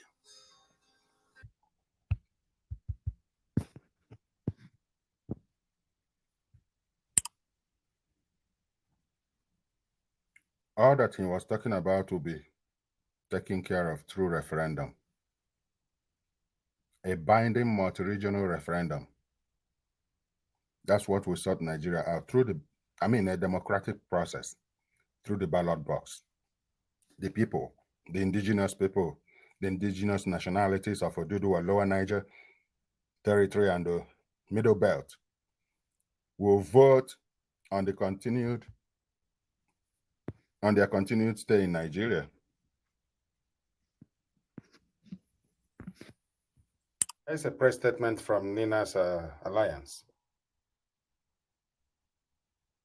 Nina's Alliance is intact and focused on its stated mission, despite the resignation of its erstwhile chairman, Professor Banji Akintoye, and the exit of his faction of Ilana Omo-Oduwa. This is a statement by Nina's Board of Conveners issued December 1st, 2021. Gentlemen of the press, an emergency conclave of the Conveners of Nigeria Indigenous Nationalities Alliance for Self-Determination, NINAS, was held today, December 1, 2021, to review, amongst other things, recent developments in one of our alliance organizations, Ilana Omo-Oduwa, the resignation of Professor Banji Akintoye from the chairmanship of NINAS, and the exit of his faction of Ilana Omo-Oduwa from the NINAS Alliance. This statement is to address the deluge of inquiries that was poured into the NINA Secretariat from concerned members of public regarding these developments. 1. Let us recall that the Secretariat of NINAS, while reaching out to all sides involved, had on the 18th of November 2021 issued a statement to calm altercations arising from an Ilanomo Odua press conference addressed November 18, 2021 by the Deputy Chairman of Ilanomo Odua, Otumba Shade Olukoya, concerning months of lingering difficulties within Ilanomo Odua, bordering on certain actions and liaisons of the leader of Ilanomo Odua, Professor Banji Akitoye, that could imperil the self-determination campaign of Ilanomo Odua, inviting Professor Akitoye, therefore, to step back from his role as Ilano leader in order to abet the many conflicts and controversies emanating from the aforementioned actions and liaisons. 2. While frantic mediation efforts were still being made by the Secretariat to douse tension, Maxwell Adeleye, who described himself as Communications Director of Ilanomo Odua, issued and massively circulated in the media outlandish falsehoods in which he avoided the well-known issues rocking Ilanomo Odua and claimed, amongst other things, that the sum of $350 million naira was disbursed by Abuja to procure the Ilana press conference of November 18, 2021. Adeleye also deliberately created the impression that Ninas was somehow behind the Ilana press conference of November 18, 2021. 3. Unfortunately, and to our utter shock, Professor Banji Akitoye, who knew for certain that these claims of Maxwell Adeleye were just fabrications, went on to corroborate the fabrications in a virtual meeting of a Yoruba global audience the next day, putting names and motives to Maxwell's falsehoods. In that virtual meeting, Professor Akitoye said that the money from Abuja came from Vice President Yemi Osinbajo and given to Otumba Shade Olukoya for the purpose of dragging him, Akitoye, off the stage. To compound matters, Professor Akitoye went on to allege that Otumba Olukoya had been pressuring them in Ilano to help work Vice President Yemi Osinbajo into becoming the next president of Nigeria. We do hope that Professor Yemi Osinbajo will take up this matter with those who crafted and circulated this tale. 4. The statement issued by Maxwell Adeleye on behalf of Professor Akitoye and 43 others, November 30, 2021, conveying the resignation of Professor Banji Akitoye from the chairmanship of NINAS, as well as the exit of his faction from Ilana Omo Odua from the NINAS alliance. Even more egregious falsehoods. I'll go over that 4 again. The statement issued by Maxwell Adeleye on behalf of Professor Akitoye and 43 others, November 30th, 2021, just yesterday, conveying the resignation of Professor Banji Akitoye from the chairmanship of NINAS, as well as the exit of his faction of Ilanomo Odua from the NINAS alliance, contained even more egregious falsehoods. The false impression was deliberately created by the said November 30, 2021 statement that there was a type of self-determination being pursued by NINAS and LNC that was different from the type that Ilanomo Odua was pursuing. This is strange because the objectives, roadmap, and strategy outlines of NINAS are very clearly stated in all of NINAS public communications over the years, particularly the December 16, 2020 NINAS Constitutional Force Majeure Proclamation. Combined with the earlier falsehood that Abuja had procured the November 18, 2021 press conference, it is clear that the orchestrations of the departed faction of Ilano were targeted at deceiving the public into believing that NINAS was somehow working for other objectives apart from its clear-cut and unwavering pursuit of self-determination for all the indigenous nationalities of the Alliance territories, being the South and Middle Belt of Nigeria. Number 5, for the records and for the avoidance of doubt, Professor Banji Akitoye was first introduced sometime in 2018 to NINAS by Otumba Shade Olukoya, who had been involved with the processes for many years. While our initial discussions were going on, The emergence of Atiku Abubakar on the as the presidential candidate with restructuring credentials, unquote, sucked in a great number of people towards the 2019 election in what became known as articulation at the time. And so it was that our new associate, Professor Banji Akintoye, went off with his other associates in the articulation gambit. We moved on to the historic NINA's Joint Multi-Regional Freedom Park Proclamation of December 11, 2018, which firmly set the basis for the constitutional force majeure of December 16, 2020. The engagements with the policy beltwares of Washington, D.C. took the whole of January to July of 2019 and was followed by the August 2019 visitation of the UN Special Rapporteur on Nigeria into Nigeria to investigate widespread extrajudicial killings. It was only in the last quarter of 2019 that Professor Akintoye contacted Otumba Shade Olukoya to fully join the NINA's fold. The chairmanship of NINAS fell on him on account of the zeal, clarity, and commitment he displayed towards the NINAS propositions. It is therefore not true that Professor Akintoye provided leadership for NINAS since inception, as claimed by Maxwell in his November 30th, 2021 statement. Professor Akintoye came 2 years ago into a process that took over 22 years to get to where it is now.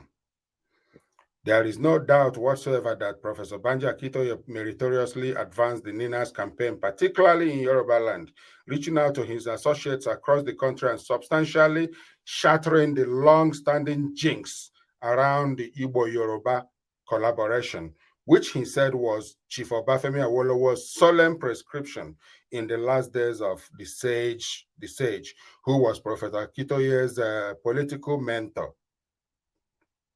Credit for this feat will forever go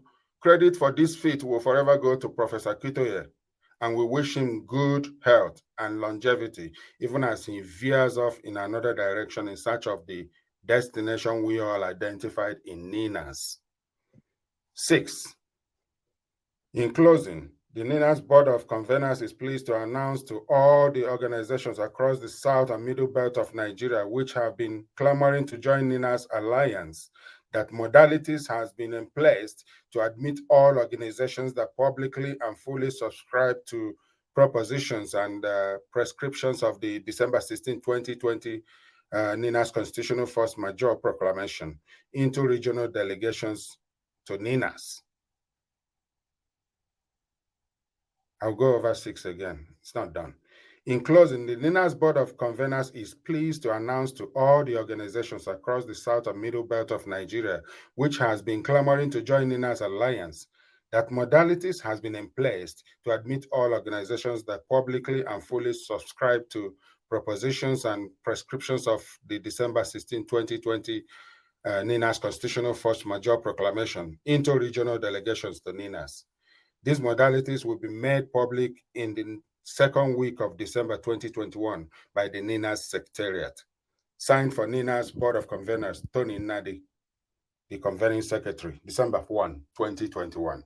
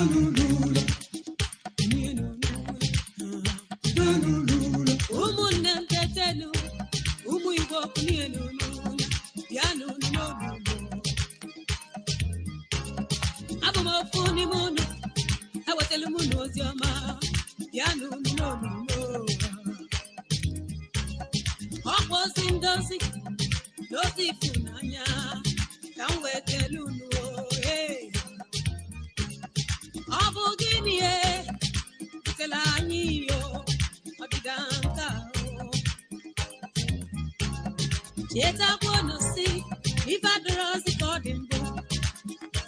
Ogini padalu. Okwa si, okwa go. Okwa go. Oge ndozi elugo, oge palu elugo, oge funanye elugo bikonu. Piano, unieno, kanyi welo for binene.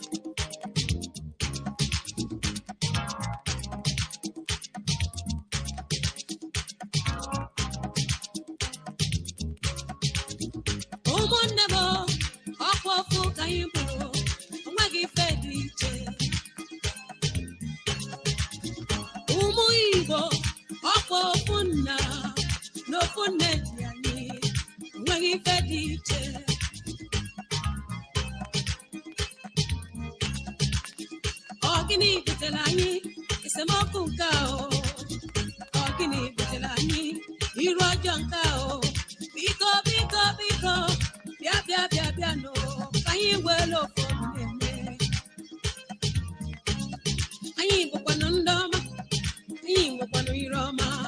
Bia no. Biko. Oge seme kwa kafego, oge nkata kafego, oge mebi kafego, bikonu. Yeta kwa no si, no ye kwa tiye kwa o, anyi kwelu no kwa na yimba. Selo. Maka no ye dala tata, no ge me kunechi, maka no chuku. Oh yes. Yeah.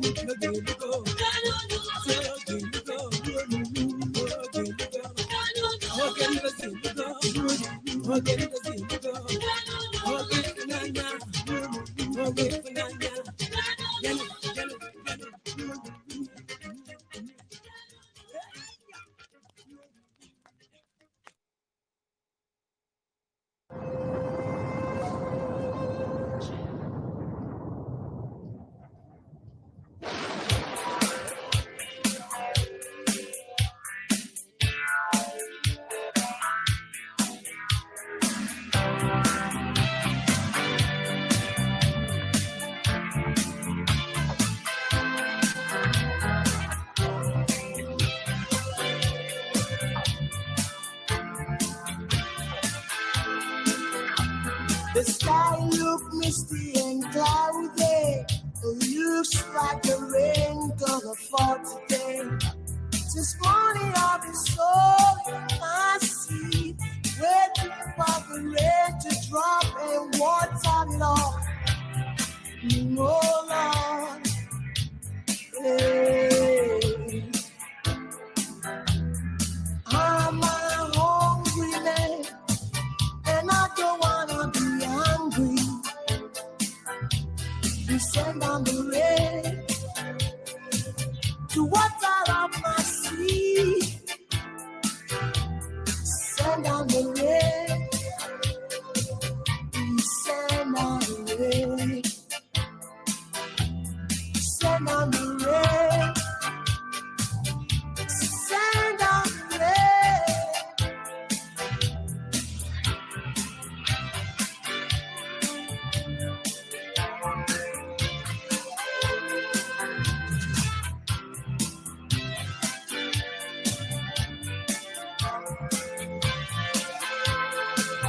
Everything in life has got its time and seasons, so you don't have to ask me why. You don't expect to sow cassava, to reap up yam. You don't expect to sow rice and reap up cassava. Whatsoever I sow it in this world, more shall you reap. 'Cause I'm a living man, got no lot of works to do. Send down the rain. Papa, papa, papa, yo, ya, ya, ya, ya, ya, ya, yo. Send down the rain. I'm a living man, I got no lot of works to do. Send down the rain. Mama, mama, mama, yo, ya, ya, ya, ya, ya, ya, yo, send down the rain. Papa, papa, papa, yo, ya, ya, ya, ya, ya, ya, yo, send down the rain.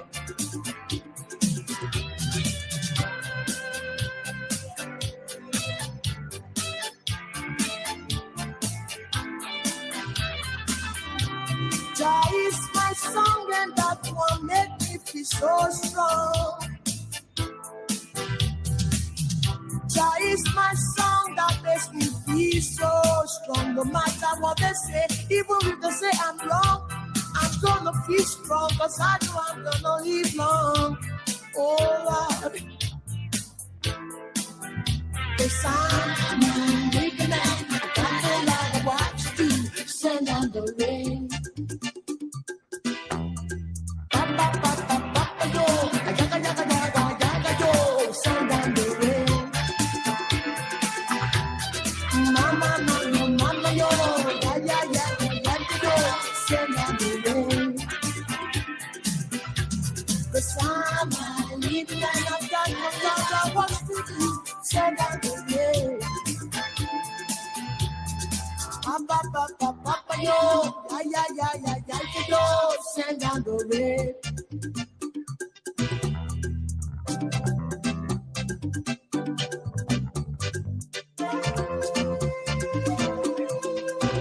Jah is my song and that will make me feel strong. Even when I'm young, I'm gonna live long. Jah is my song that will make me feel strong. People, I know I'm young, I know I'm gonna live long. This time I'm gonna live long. I've got no love or what to do. Send down the rain. Papa, papa, papa, yo, ya, ya, ya, ya, ya, yo, send down the rain. Mama, mama, mama, yo, ya, ya, ya, ya, ya, yo, send down the rain. I'm a living man, got no love or what to do. Send down the rain. Mama, mama, mama, yo, yaga, yaga, yaga, yaga, yo, send down the rain. Papa, papa, papa, yo, yaga, yaga, yaga, yaga, yo, send down the rain. 'Cause I'm a living man, I've got no love or what to do.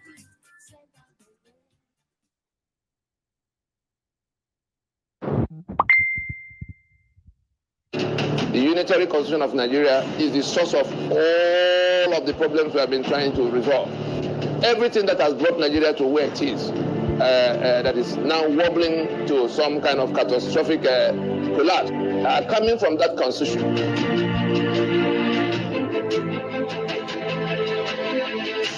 All the contents of the treasury, the principles for managing the resources, so that's the custodians of the treasury, the custodians of power in Nigeria are not to be accountable to the populace for the contents of the treasury. Anybody talking about the rule of law in Nigeria under this constitution is just wasting his time. All atrocities committed in the name of government were put beyond the reach of the court to probe into. These same principles have matured into express provisions that became the quota system. They call it federal character. In that mediocrity, you bring the worst of everybody to come and manage everything for everybody. Go and look at the autopsy report on Nigerian Airways, on Nigerian National Shipping Line, on NITEL, on all the agencies of government that have been run aground. It was simply mediocrity.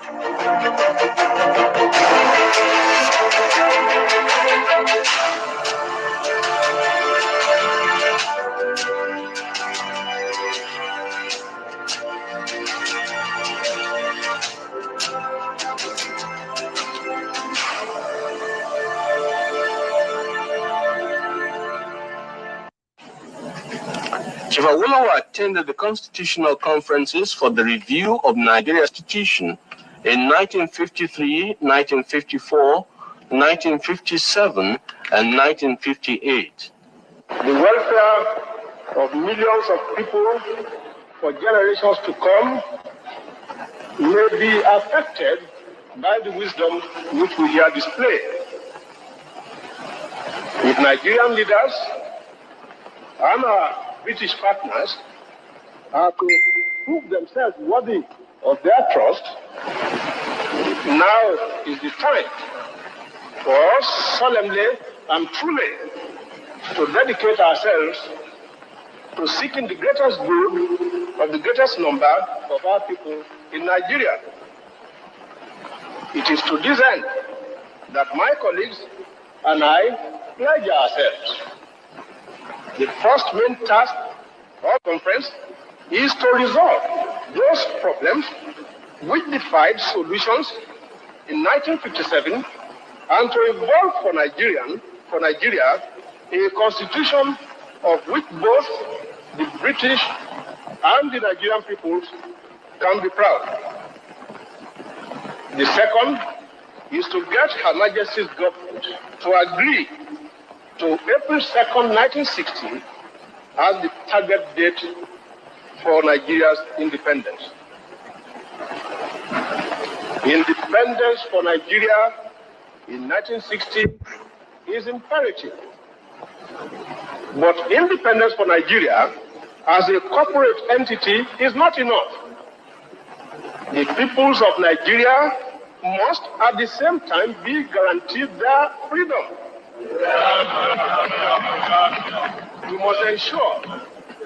We must ensure that in an independent Nigeria, individual citizens throughout the land enjoy liberty, human dignity, and equality under the law. There must be one Nigeria with one constitution and one law for all.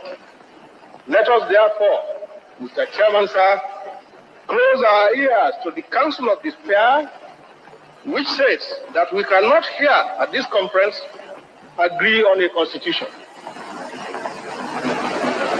If there's any doubt among us as to what should be written into the constitution, let us, as Democrats that we profess ourselves to be, refer such problems as the goal has. Unfortunately, the Nigeria that Awolowo and Zik were working on died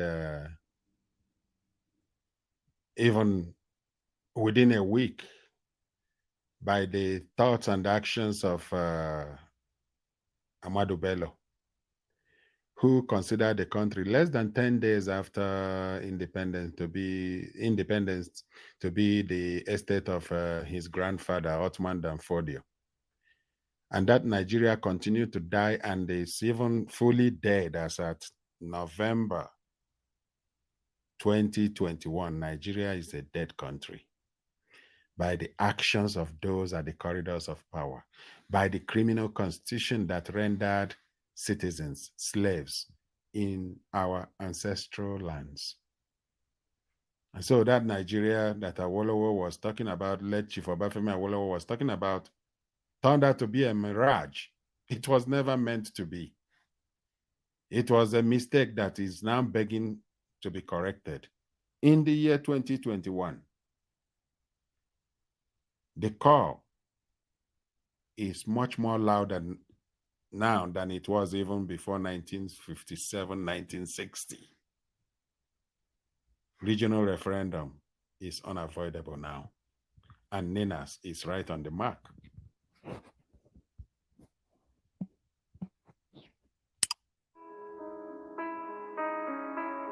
To our religious extremists, go to the market now and present your Christian or Muslim identity to buy goods at a cheaper price.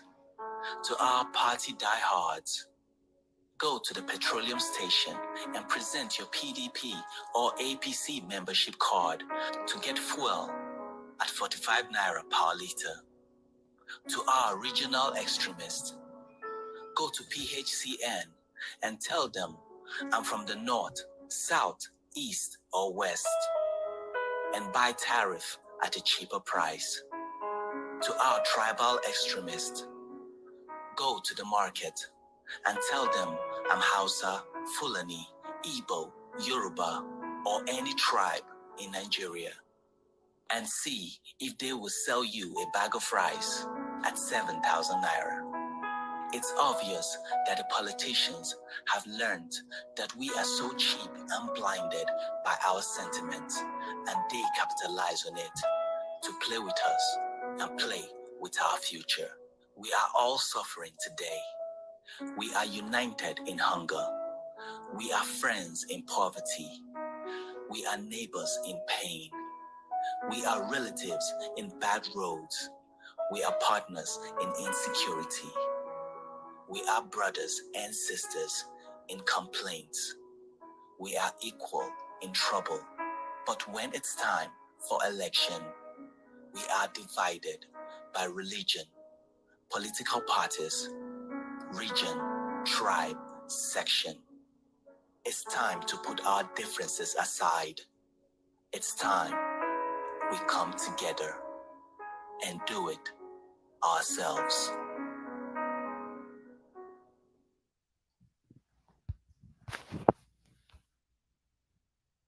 The 1999 Constitution is still in existence.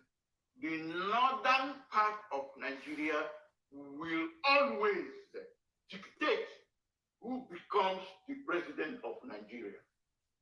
And it doesn't matter where that person comes from, that person must dance to the tune of the northern Nigerian elite or expectation.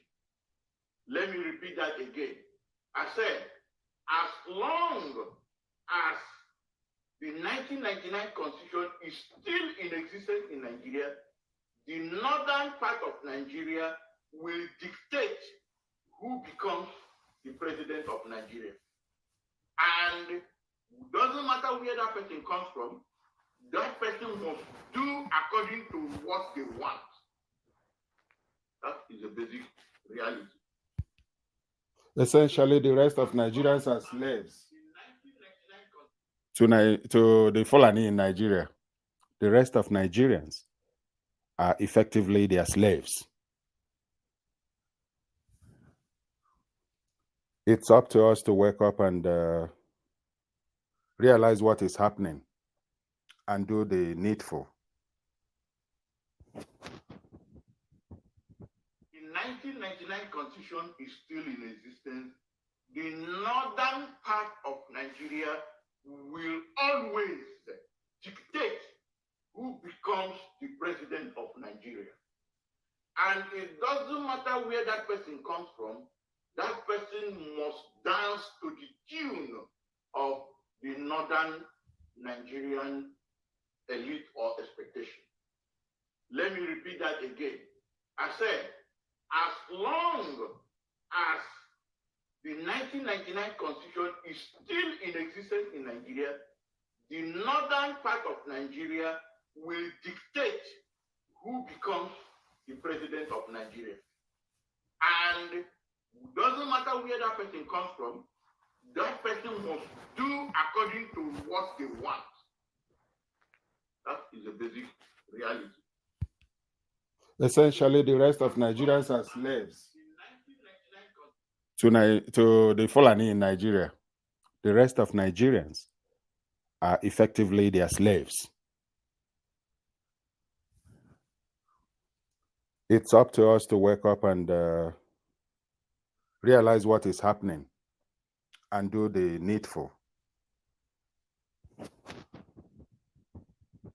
It's a marriage of the master and the slave. Obviously, the relationship, the marriage in Nigeria is a marriage of the master and the slave. Obviously, the Northerners are the masters, the Southerners are the slaves. But if that's your reading of it, that is practically in every aspect, in every facet of Nigerian life. Take the petroleum industry bill, take the oil, take the VAT, take education, cut-off marks in secondary schools and universities. Every aspect of the Nigerian society favors the North. Take the creation of local governments, take the creation of states. Only Kano and Kebbi State and the adjoining state have more local governments in Nigeria than the whole of Southeast. So but however, the good thing is that suddenly Nigerians have started to realize that this master-slave relationship cannot continue. And they have put so much pressure, are beginning to put so much pressure on their leaders that the leaders are beginning to find it more uncomfortable and difficult to exist in their localities. That is what is happening to the Southern governors. Most of these Southern governors are not speaking because they are convinced, because they mean it. They are speaking because they have realized that there is an essential threat to their leadership in their various states. Because those they are leading, those they are governing, can no longer accept to play the role of slaves in a country called Nigeria. So the constituents are putting a lot of pressure on them. And that is why in the last few months, they have met severally because of the pressures being mounted on them. I am sorry for them because I do like the former minister said, they are not likely to go through this. Very soon, the powers that be, their masters will bring out their criminal charges in FCC and ICPC, show them, and they run away. Some of them are already running away because, like he said, it's a matter of survival. Some of them know that they are already governors, not by the making of their people, but that they were appointed governors. That's why they are sneaking away from this push to get Nigeria to work as one united country. Does it really, I mean, first and foremost, the fact that you use that very strong analogy, we've had a number of analogies. I mean, we've heard of husband-wife relationship. I mean, and that depicts sometimes the inequalities that exist in a marriage. But this master-slave relationship is rather strong, don't you think? Because a slave is bought, a slave is owned, more or less. A slave has no decisions, and that cannot be the situation of the South. Well, unfortunately, it is. Let me give you an example with the issue of VAT that is currently at play. Some states in the North see alcohol consumption as a sin. So they go about ensuring that alcohol is not consumed, which is okay by their faith and religion.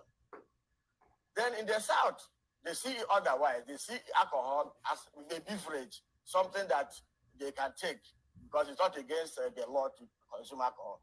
And the alcohol is charged from 5% to 7.5%. And it is called VAT. And the money is now, when you charge me for consuming alcohol, 7%, if I were going to buy it at X amount, I pay higher. You collect that extra money from me and take it.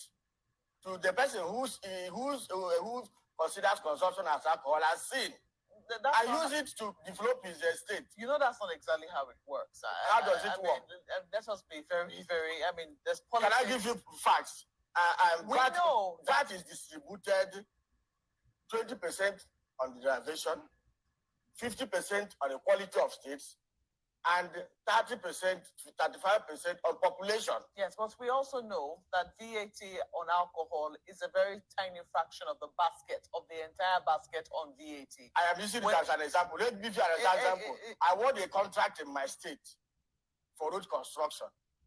And the VAT from that road construction tax is sent to the federal government and shared based on the quality of states.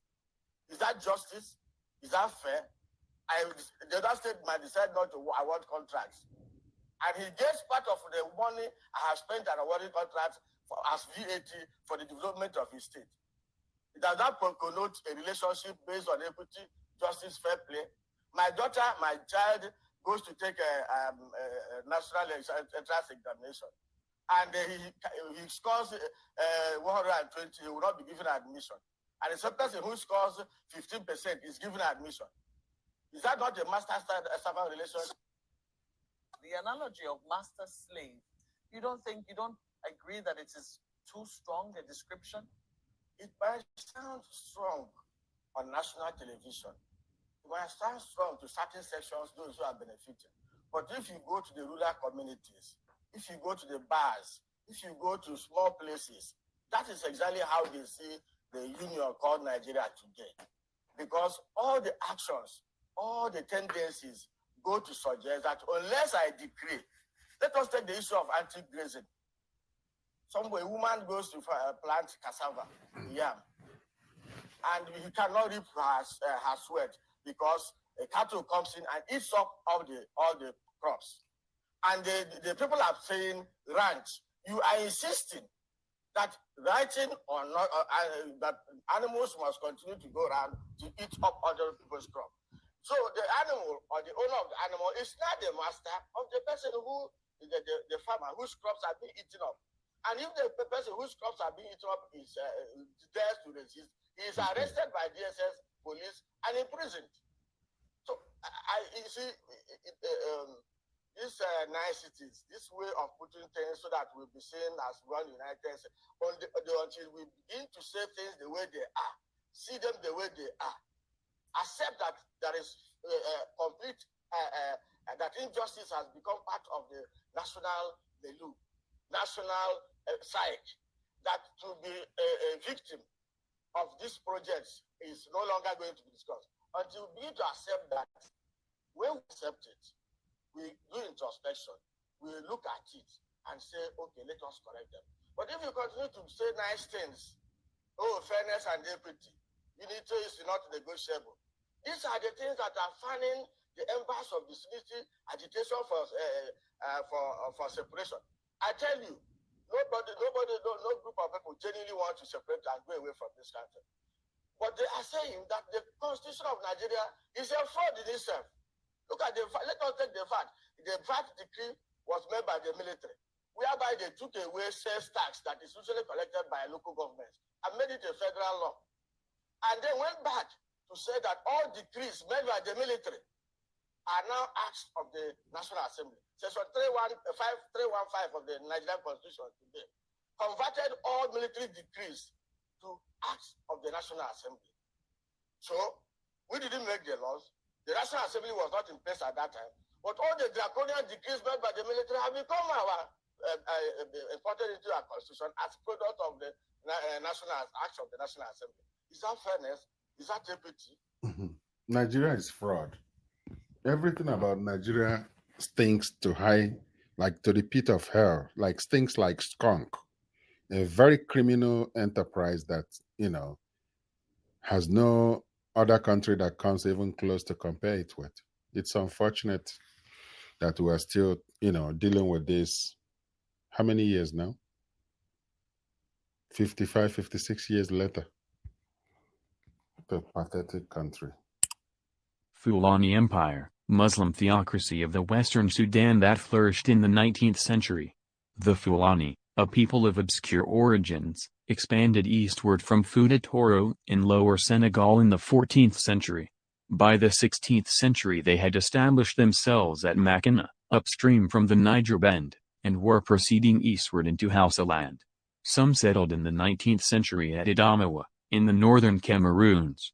Many of the Fulani continued to pursue a pastoral life. Some, however, particularly in Hausaland, gave up their nomadic pursuits, settled into existing urban communities, and were converted to Islam. In the 1790s a Fulani divine, Usman Dan Fodio, 1754–1817, who lived in the northern Hausa state of Gabar, northeast of Sokoto, quarreled with its rulers. Accusing the Hausa kings of being little more than pagans, he encouraged the Hausa people to revolt. Joined both by Hausa commoners and by Fulani pastoralists alike, the jihad, or holy war, swept through Hausaland and, repulsed only by the Eastern Empire of Kanem Bornu, engulfed Adamawa, Nupe, and Yorubaland to the south. After the invasion by the Fulani of the northern provinces of the Oyo, the Emirate of Ilorin to the northeast became the base from which Islam was to spread among the Yoruba.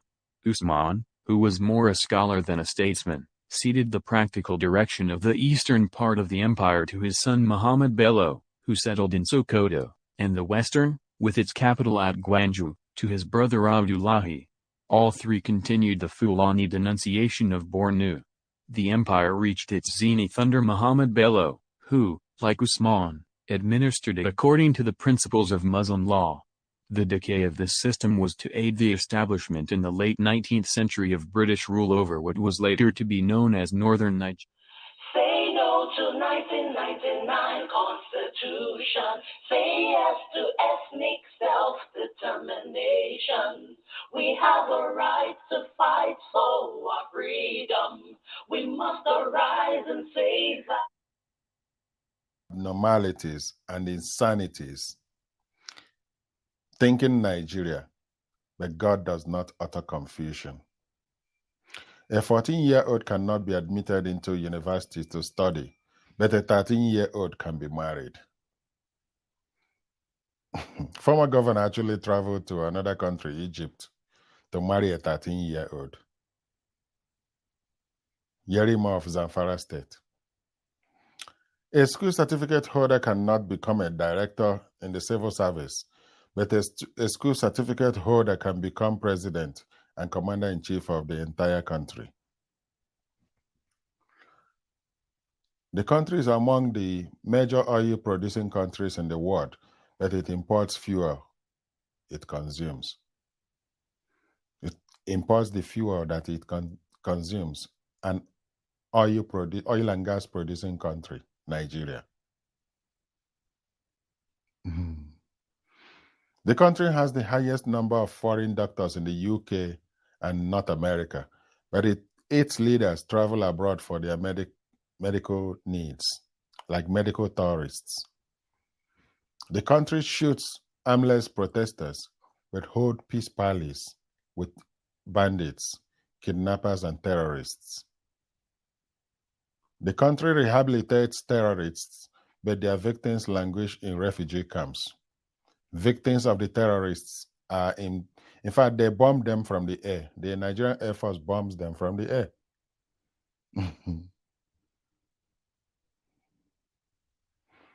God did not create any country. He located human beings in different territories and gave them all empowerments to survive. Whatever they turn out to be is entirely their choices and decisions. UAE and Qatar are deserts converted to paradise. Nigeria is paradise converted to hell.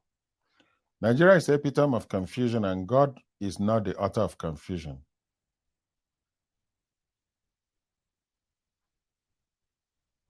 We can right this wrong. It is our difficult but surmountable task. Yes, we can, through multi-regional binding referendum vote. That's the solution. If we don't skirt around it, we can get to that solution in hours. And then we can plan on how to get ourselves cleaned up. so that the healing process will start. Anything else is just dressing the... While the oil and gas extracted from Nigeria is getting smuggled out of the country, after being shipped out as crude and being refined and returned to the country, it's now getting smuggled out of Nigeria to neighboring countries where it fetches the smugglers more money, while Nigerians don't even have it. Or where they have it, they are now talking about increase, like doubling the price, thereby making life unlivable for the people. So this is the country that some people want to die for instead of going for referendum. Let's head to Cameroon now, where traders are making huge profits out of selling Nigerian fuel illegally. Smugglers sell the stolen petrol at significantly lower prices than conventional service stations do. Our reporter Blaise Iyong spoke to illegal vendors and their customers in the city of Marua in northern Cameroon. Official petrol stations like these are losing business to illegal fuel traders in Cameroon. Stolen fuel from neighboring Nigeria is readily available for trade in the country. For 7 years, Abdulaziz Aduka has been selling illegal fuel in Marua, northern Cameroon. The 27-year-old says he sells at least 1,200 liters of petrol daily. This illicit fuel has been the main source of income for me and my family. I'm able to put food on the table and take care of my family's needs.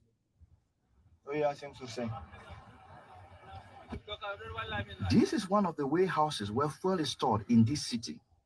The illicit fuel is smuggled to Cameroon through its vast land and sea border with Nigeria, and then transported by vehicle to distribution points like this. Even when Nigerians are faced with fuel shortage, the supply is constant in Cameroon. Cameroon produces its own fuel, but the stolen Nigerian petrol is far cheaper here.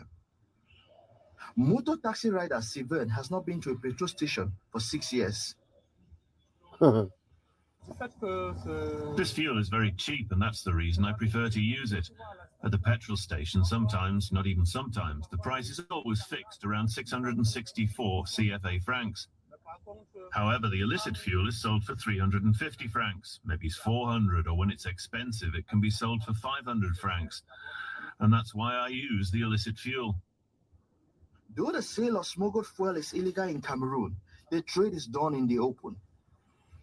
It's hard to walk 300 meters without seeing someone selling fuel in most parts of the country. Abdurrahman Ali makes $40 from selling fuel in a good day. He says the authorities simply turn a blind eye as long as vendors like him are able to make an unofficial payment. A country at war with itself, like Nigeria, will have her resources getting into wrong hands. Just like the Nigerian government fell into wrong hand, so also other Nigerian resources has fallen into wrong hands from the 60s till this moment. And that's why Nigeria is not at peace. That's why Nigeria is bleeding for referendum, multi-regional binding referendum to be conducted by the United Nations. Until this takes place, well, this kind of development will continue to be a common feature. Nigeria will continue to experience disquietness at all levels. Let's head to Cameroon now, where traders are making huge profits. The authorities simply turn a blind eye as long as vendors like him are able to make an unofficial payment. We have people sent by the city council who take money from us and allow us to continue the trade. We pay a little under $4 every month. These are Cameroonians Once this speaking. fee is paid, we're allowed to do business. Cameroonians, No one comes here to stop us. Cameroonians trading We're on not Nigeria's worried about fuel. anything. That's what The exact happens number to a of stolen third Nigerian country. fuel that enters Cameroon is not known. But according to local media reports, the illegal trade is about $5 million a year. It is said to provide good income for smugglers and local vendors.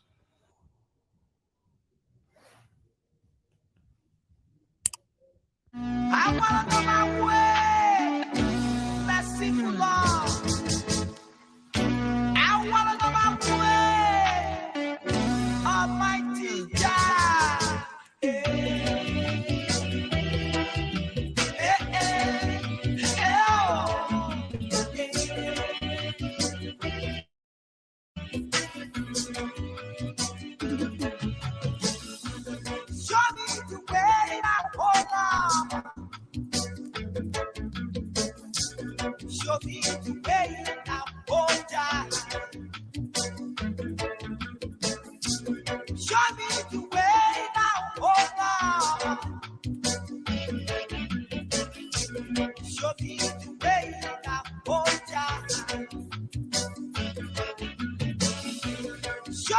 the way now, oh Lord.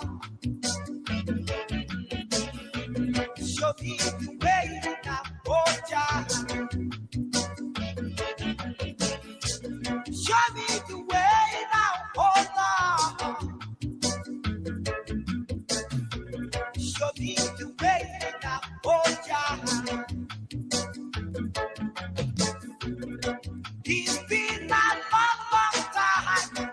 I've been struggling day and night. Oh Lord, He said your fast go down, and I brought my future. I've been waiting for too long a time. Hey, show me, oh Lord, show me my way. Merciful Jah, show me the way now. Jah, Yahweh, Shatta, you are my light, you are my sunshine, Lord. Show me the way now. I have lived the life of a lost child. Show me the way now. Oh Lord, show me the way. Yeah. Show me the way now.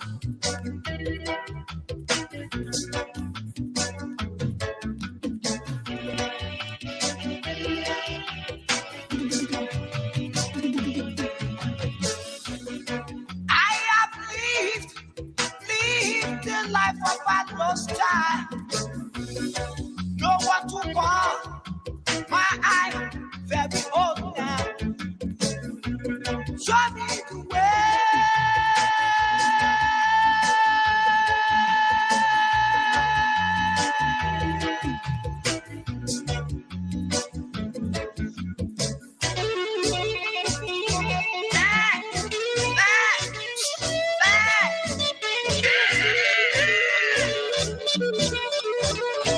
That shall not kill me.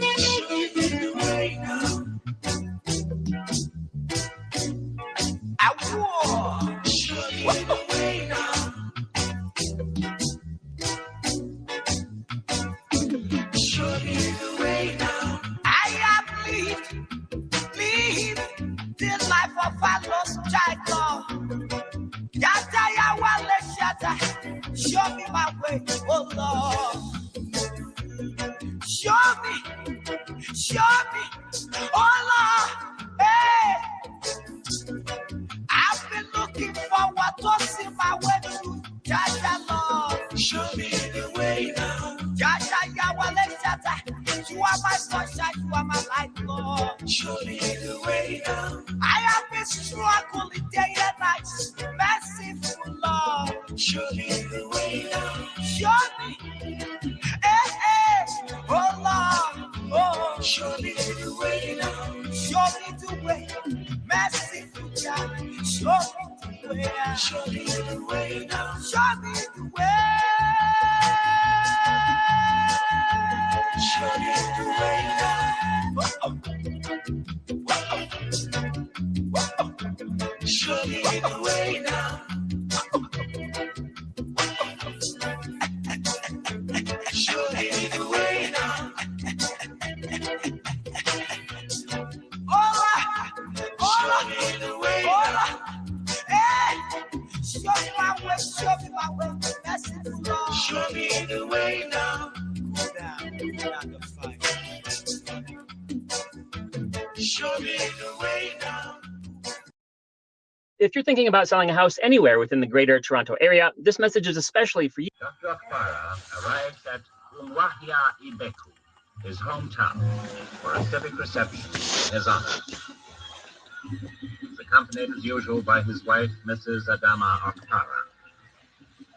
Mrs. Okpara is a dutiful housewife, humble and unassuming.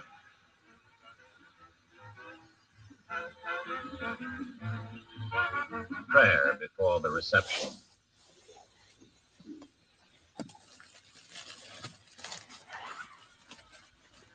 In the address of welcome, read by the Secretary of the Umwahia community, tribute is paid to Dr. Azi Kiwe for appointing one of their sons as his worthy successor.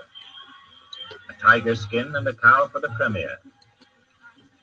Tiger skins are a traditional gift for gallantry, Mrs. Okpara, in her turn, receives a woven native cloth from the women's section. In response, the Premier says that he is the servant of his people, and no servant is greater than his master. On behalf of his wife and himself, he thanks the community for its fine gifts and the kind sentiments expressed in the address of welcome.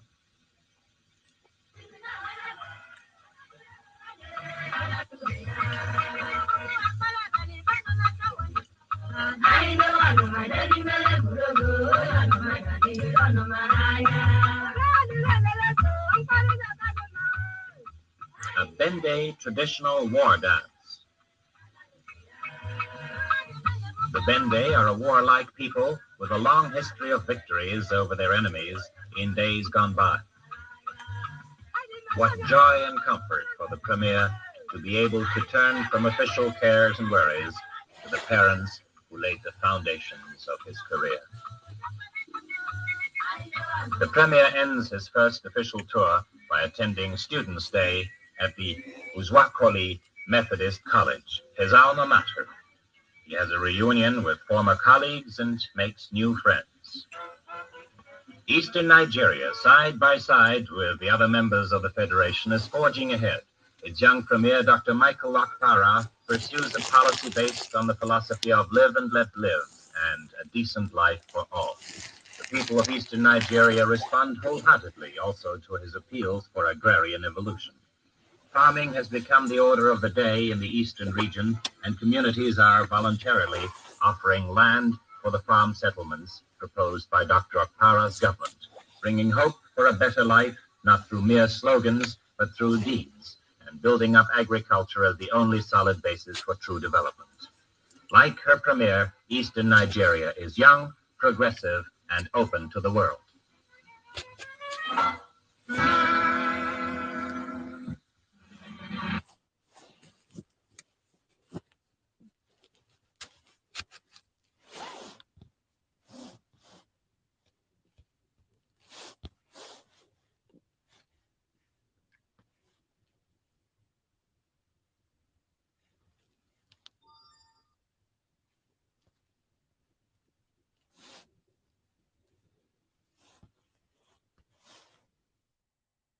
And ramifications.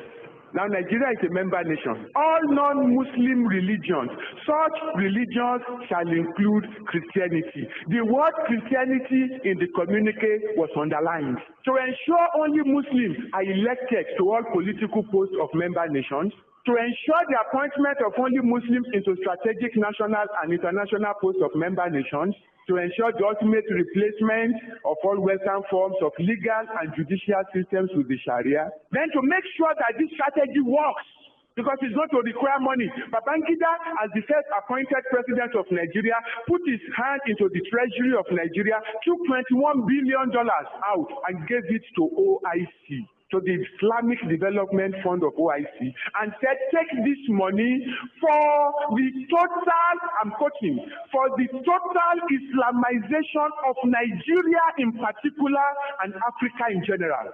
Babangida paid $21 billion of our money to turn Nigeria into an Islamic nation.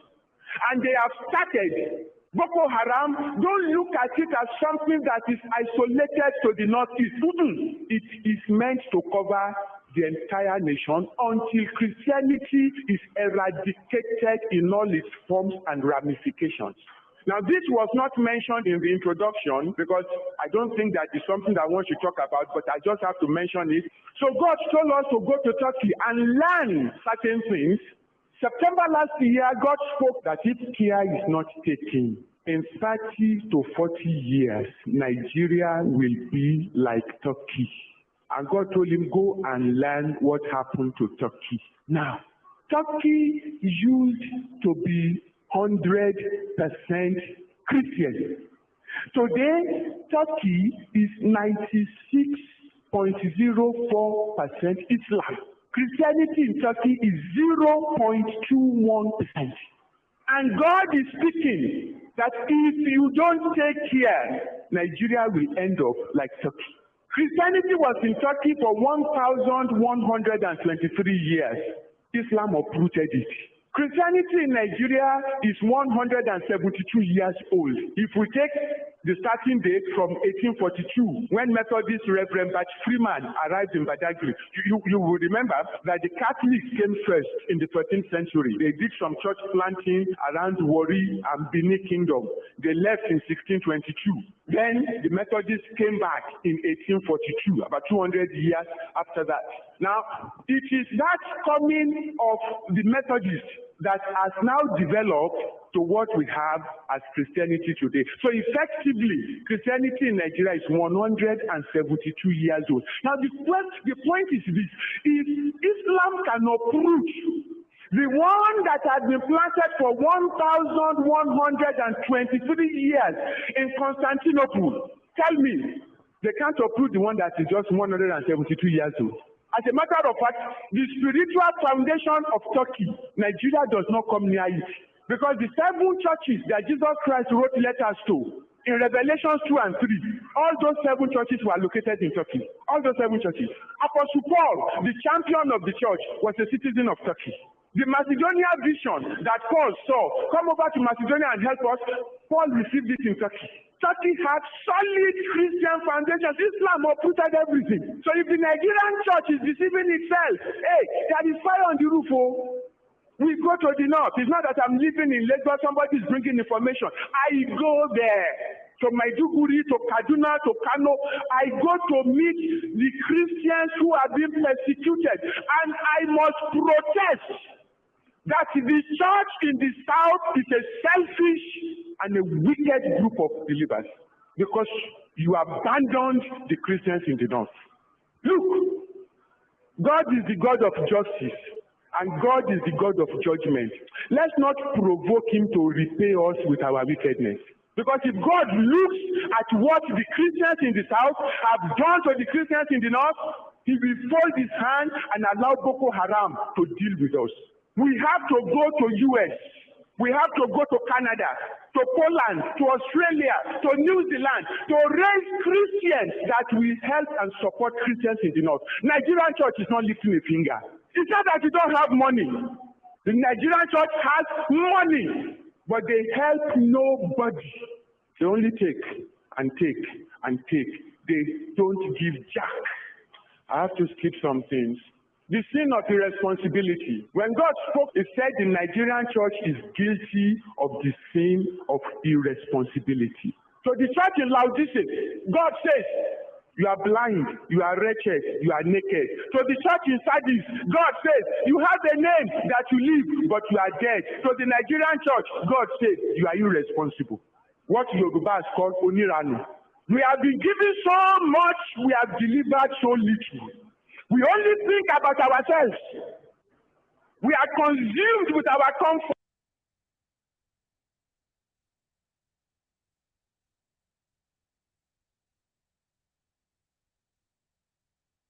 Here's an article penned by the Secretary General of Lower Niger Congress and the Nigerian Indigenous Nationalities Alliance for Self-Determination, NINAS, Tony Nadi, on May 21st, 2021.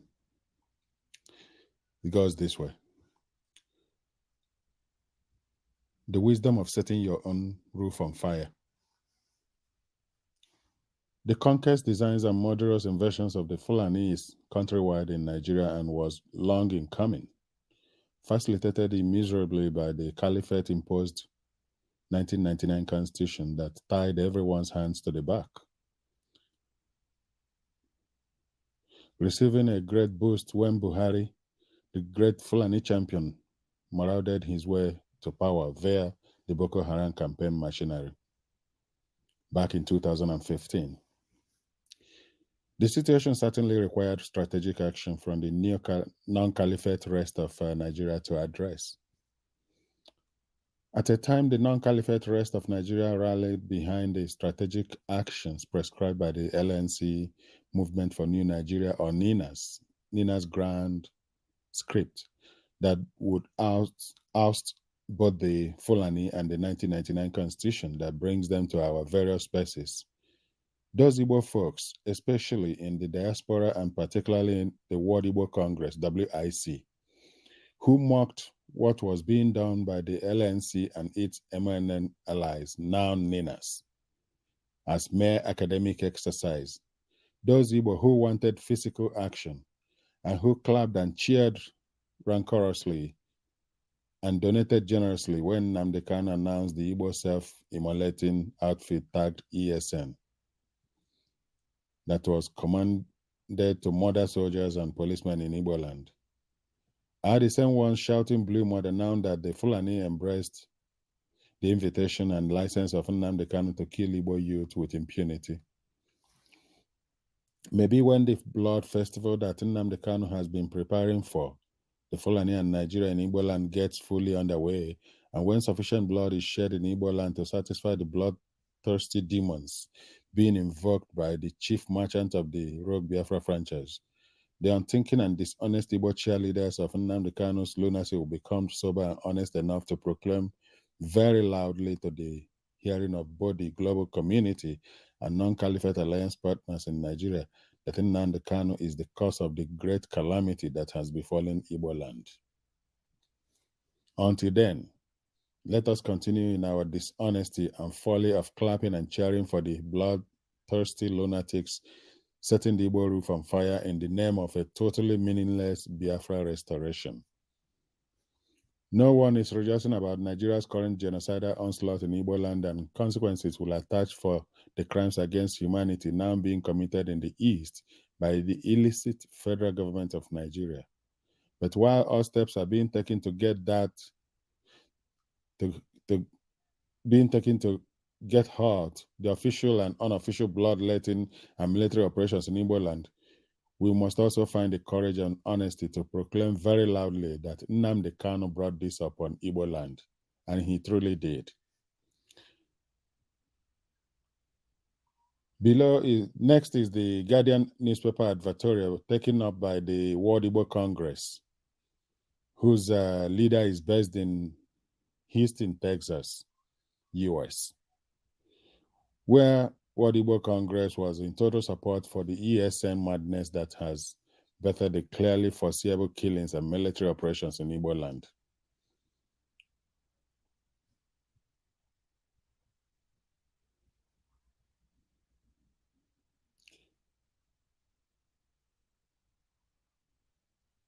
Hailing and expressing support for the so-called Eastern Security Network set up by Nnamdi Kanu and his IPOB, which rapidly degenerated to unknown gunmen, which prompted the massive military operation was unleashed in Igbo land by the federal government of Nigeria as a reaction to what Kanu was doing.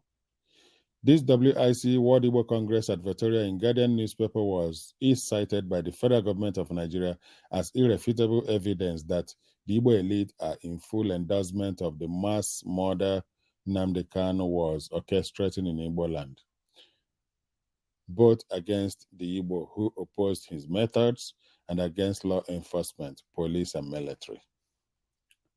This, unfortunately, was what informed the indiscriminate killing by federal troops, by Nigerian military and police in Igbo land, because in the sight of the federal government and its military, IPOB was Igbo. We heard when the Inspector General of Police openly asked the mobile police forces deployed as part of the military operation in the southeast to kill instead of arresting anyone suspected to be involved with IPOB. More like kill them all order, reminiscent of the 1966 pogroms, when they were killing whoever that is considered to be non-Northerner and Easterner. Just because the WIC at Victoria turned all Igbo to IPOB ESN in the eyes of the Nigerian federal government.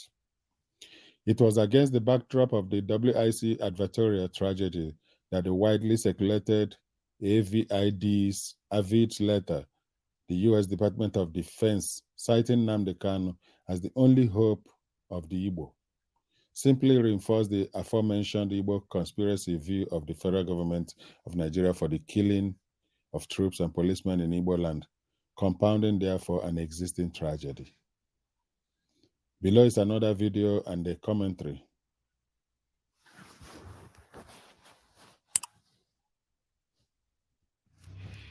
On the recent call by one of the conveners of Bring Back Our Girls, Aisha Yesufu, that Muhammadu Buhari should be chased out of Asha Rock. Here's Tony Nadi's reaction to that call. Buhari is merely one of the most poignant symptoms of the deadly element we must find immediate cure for. It will be a strategic error to expend the scarce energies required to extinguish the source of the deadly element on just one of the many symptoms.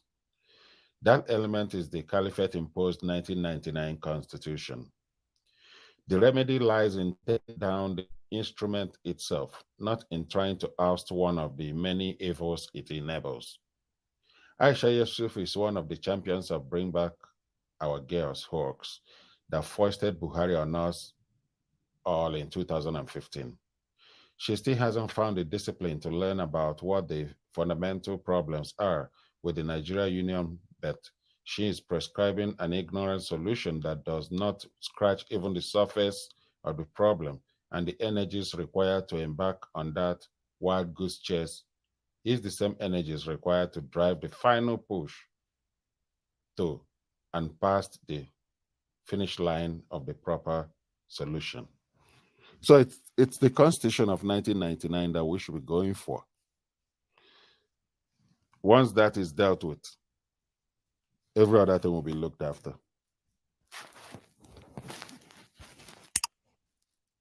Lower Niger Radio, your voice of liberty. The voice of the peoples in the Lower Niger Territory. Today, we look into some current affairs. As we all know that Nigeria, as currently constituted, is supposed to be a secular state. But in practice, it is very far away from the reality. The 1999 imposed constitution is a master slave document, and that makes it a monster.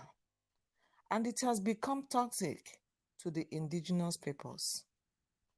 And the peoples in the Alliance territory are saying that 1999 constitution must be decommissioned. Christians are relegated to the back seat as infidels and slaves. So, we want to roll out some facts that most of the strategic positions and appointments are controlled by the Northern Fulani Muslims. And the examples abound. Number one, the President of the Federal Republic of Nigeria is a Fulani Northern Muslim. Senate President is a Fulani Northern Muslim. Speaker of the House is a Muslim, but from the South. The Deputy Speaker of the House is a Fulani Northern Muslim. The Chief of Staff is a Fulani Northern Muslim. Secretary to the Government of Federation is a Northern man. The INEC Chairman is a Fulani Northern Muslim. The Chief Justice of Nigeria is a Sharia lawyer, a Fulani Northern Muslim. The President, Court of Appeal, is a Fulani Northern Muslim. EFCC Chairman is a Fulani Northern Muslim. President, Federal High Court, is a Fulani Northern Muslim. National Security Advisor is a Fulani Northern Muslim. The Chief of Army Staff is a Fulani Northern Muslim. The Chief of Air Staff is a Fulani Northern Muslim. The Chief of Staff is a Northern Muslim. The Comptroller General of Customs is a Fulani Northern Muslim. The Defense Minister is a Fulani Northern Muslim. Managing Director, Nigerian Ports Authority, is a Fulani Northern Muslim. The Managing Director, NDIC, is a Fulani Northern Muslim. The Controller General Immigration, Fulani Northern Muslim. The Controller, Nigerian Correctional Center, Prisons, is a Fulani Northern Muslim. The Controller, Fire Service, is a Fulani Northern Muslim. The Director General, NYSC, is a Fulani Northern Muslim. In addition to the above, the highest looters are found in the north, mostly Fulani Muslims. The richest in Africa, Aliko Dangote, is a Fulani Northern Muslim. 85% of petroleum marketers is a Northern Muslim, maybe dominated by the Fulanis. 80% of oil block owners is are Fulani Northern Muslims. 99% of Almajiris are in the north, mostly the Fulanis. Highest rate of girl-child marriage are in the north and practiced mostly by the Fulani Muslims. The fourth world most deadliest terror group is the Fulani herdsmen, Fulani jihadists in the north. Boko Haram is a terrorist group controlled by the Fulani Northern Muslim. They are killing Christians and moderate Muslims in the north. Fulani herdsmen and Fulani militia are terrorizing farmers and Christians, mainly in the north and in the Middle Belt and South. 90% of Nigeria's past presidents and heads of states are Fulani Northern Muslim. Nigerian membership of OIC was arranged by the Fulani Northern Muslim. The poorest states and the educationally backward areas are in the north, controlled by Fulani Northern Muslim. Fulani are culturally nomads. 2023 general elections is another game they plan to play against the South and Middle Belt regions of Nigeria, otherwise known as NINAS, the Nigeria Indigenous Nationalities Alliance for Self-Determination. They urge you to obtain PVC plastic cards while they hold all the money and AK-47 and AK-49 to control your lives, assets, and sovereignties once you vote them in.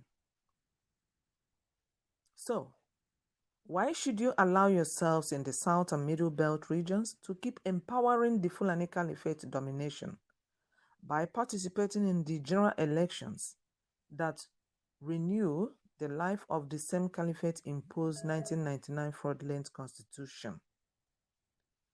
This is a big problem that needs an urgent solution. So, the Nigeria Indigenous Nationalities Alliance for Self-Determination, NINAS, has offered a legitimate non-violent strategy, and it is a movement of the owners of the land. You in the Middle Belt, you in the Southwest, and you in the Lower Niger territories are urged to join NINA's movement today and exercise your inalienable right to self-determination. Power belongs to the people. Power belongs to the people. Join the movement today and say no to 2023 general election. Say no to 2023 general elections. For more information, visit the websites www.ninasvoice.org and www.lowernigercongress.org. Thank you for listening, and tune in always and listen to Lower Niger Radio, your voice of liberation from enslavement. Apparently, it is your voice of liberty. Time when incited mobs threw stones into the windows of innocent shop owners, and women and children were cruelly humiliated in the open, Dietrich Bonhoeffer, a young pastor, began to speak publicly against the atrocities that the regime had produced. Christians of Lower Niger Territory, Middle Belt, and Oduduwa nations need to pay attention, especially the pastors, the teachers, the evangelists, the prophets, the seers, the interpreters of the scriptures, the prayer warriors, the dreamers, the visioners. They need to pay attention to the story of Bonhoeffer and how he stood up with his people in their period of persecution. He did not preach then that all government was ordained by God and of God, and so people must be submissive to them. God bless you as you listen to all these things and act on them, because a lot is riding on all this. A lot is riding on them. It's not for nothing. Muslim extremists are accused It's not of for nothing. waging a campaign of ethnic cleansing. After years of trying to change people's minds, Dietrich Bonhoeffer came home one evening, and his own father had to tell him that two men were waiting in his room to take him away. In prison, Bonhoeffer began to reflect on how his country of poets and thinkers had turned into a collective of cowards, crooks, and criminals. Eventually, he concluded that the root of the problem was not malice, but stupidity.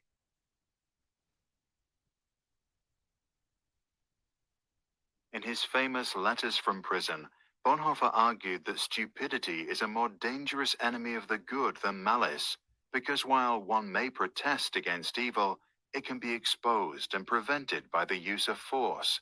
Against stupidity, we are defenseless. Neither protests nor the use of force accomplish anything here. Reasons fall on deaf ears. If you allow Facts yourself that to be contradict brainwashed, a you become stupid person's stupid. prejudgment simply need not be believed, and when they are irrefutable, they are just pushed aside as inconsequential, as incidental.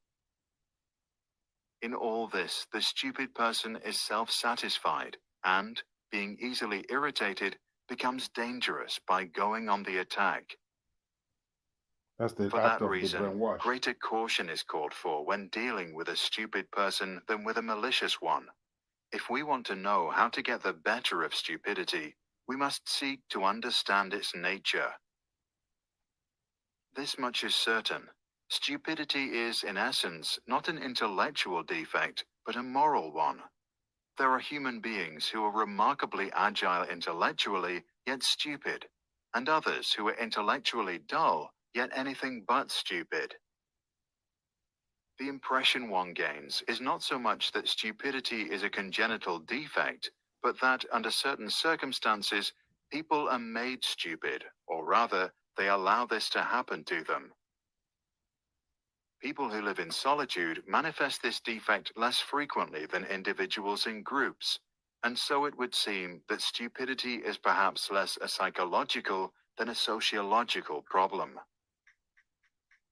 It becomes apparent that every strong upsurge of power, be it of a political or religious nature, infects a large part of humankind with stupidity, almost as if this is a sociological, psychological law, where the power of the one needs the stupidity of the other. The process at work here is not that particular human capacities, such as intellect, suddenly fail. Instead, it seems that under the overwhelming impact of rising power, humans are deprived of their inner independence and, more or less consciously, give up an autonomous position. The fact that the stupid person is often stubborn must not blind us from the fact that he is not independent. In conversation with him, one virtually feels that one is dealing not at all with him as a person, but with slogans, catchwords, and the like that have taken possession of him. He is under a spell, blinded, misused, and is abused in his very being. Having thus become a mindless tool, the stupid person will also be capable of any evil, incapable of seeing that it is evil. Only an act of liberation, not instruction, can overcome stupidity. Here, we must come to terms with the fact that in most cases, a genuine internal liberation becomes possible only when external liberation has preceded it. Until then, we must abandon all attempts to convince the stupid person.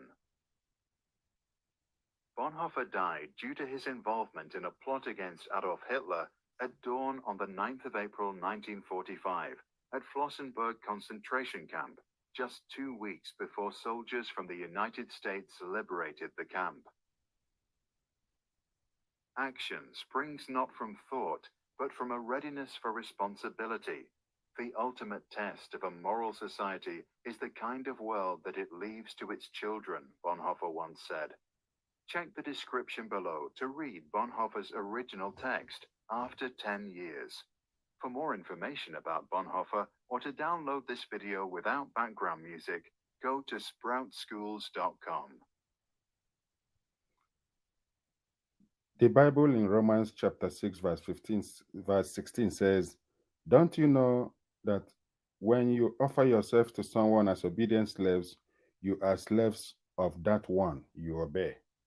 Whether you are slaves to sin, which leads to death, or to obedience, which leads to righteousness. That's up to you." So we are fully responsible for how we submit ourselves to others, to obey them and to follow them, even when it's clear that you are being lied to. You still follow that direction. You are getting lost deliberately. You are responsible. You're on your own, essentially. Waging an insurgency to try to overthrow the government and rid the country of Christians. Now human rights groups are asking the White House to stop the carnage. After losing ground in Syria and Iraq, the top general of U.S. Special Operations Command in Africa is warning that Al-Qaeda, ISIS, and other Islamic terror groups are now trying to take over parts of the continent's most populous nation. Major General Dagvin Anderson says Muslim terrorists have set their sights on Nigeria's southern and northwestern regions, and the U.S. is now sharing specific intelligence with the country. So this intelligence sharing is absolutely vital, and we stay fully engaged with the government of Nigeria to provide them an understanding of what these terrorists are doing. Their goal? Eventually turn Nigeria into a Muslim country and force Christians, who make up half the country's population, to either leave or convert. Christians are in the eye of the target, and they're coming after them. And the numbers are staggering. August 6th, Muslims stormed 4 remote Christian villages in Kaduna State, killing 22 villagers. July 24th, 21 dead, scores injured, and several Christian homes destroyed by militants. July 19th, 19 people killed when assailants armed with guns and machetes attacked a wedding reception. And the list goes on. Leading human rights groups say what's going on in Nigeria is a genocide. If you look at what's happened on the last 20 years, George, it's just massive number of attacks against Christians. Look, 50 to 70,000 have been murdered.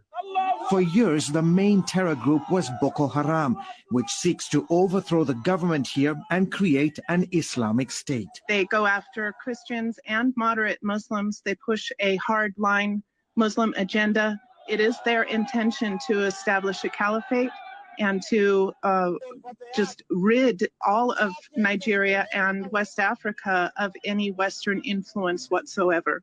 Now, there's a new actor on the scene. In Nigeria's so-called Middle Belt region, where the Muslim North meets the Christian South, a terror group made up of Muslim Fulani herders are killing thousands of Christians. More than 1,400 Christians were hacked to death in just the first 7 months of 2020 by Fulani herders. Unfortunately, the secular media are quite often biased and trying to present this as a tribal conflict rather than religious. Nigeria's president, a Muslim, has so far done very little to stop the bloodshed. His police and army are also mostly made up of Muslims. The attackers are never captured. They are not prosecuted. The security services respond very slowly. A full day can go on with attacks happening and no security shows up. And frequently, the government officials will provide cover. Helpless and vulnerable to almost daily attacks, leading Catholic bishops are now urging Nigerian Christians to defend themselves. Human rights groups are asking the White House to appoint a special envoy to help end the persecution of Christians in Nigeria.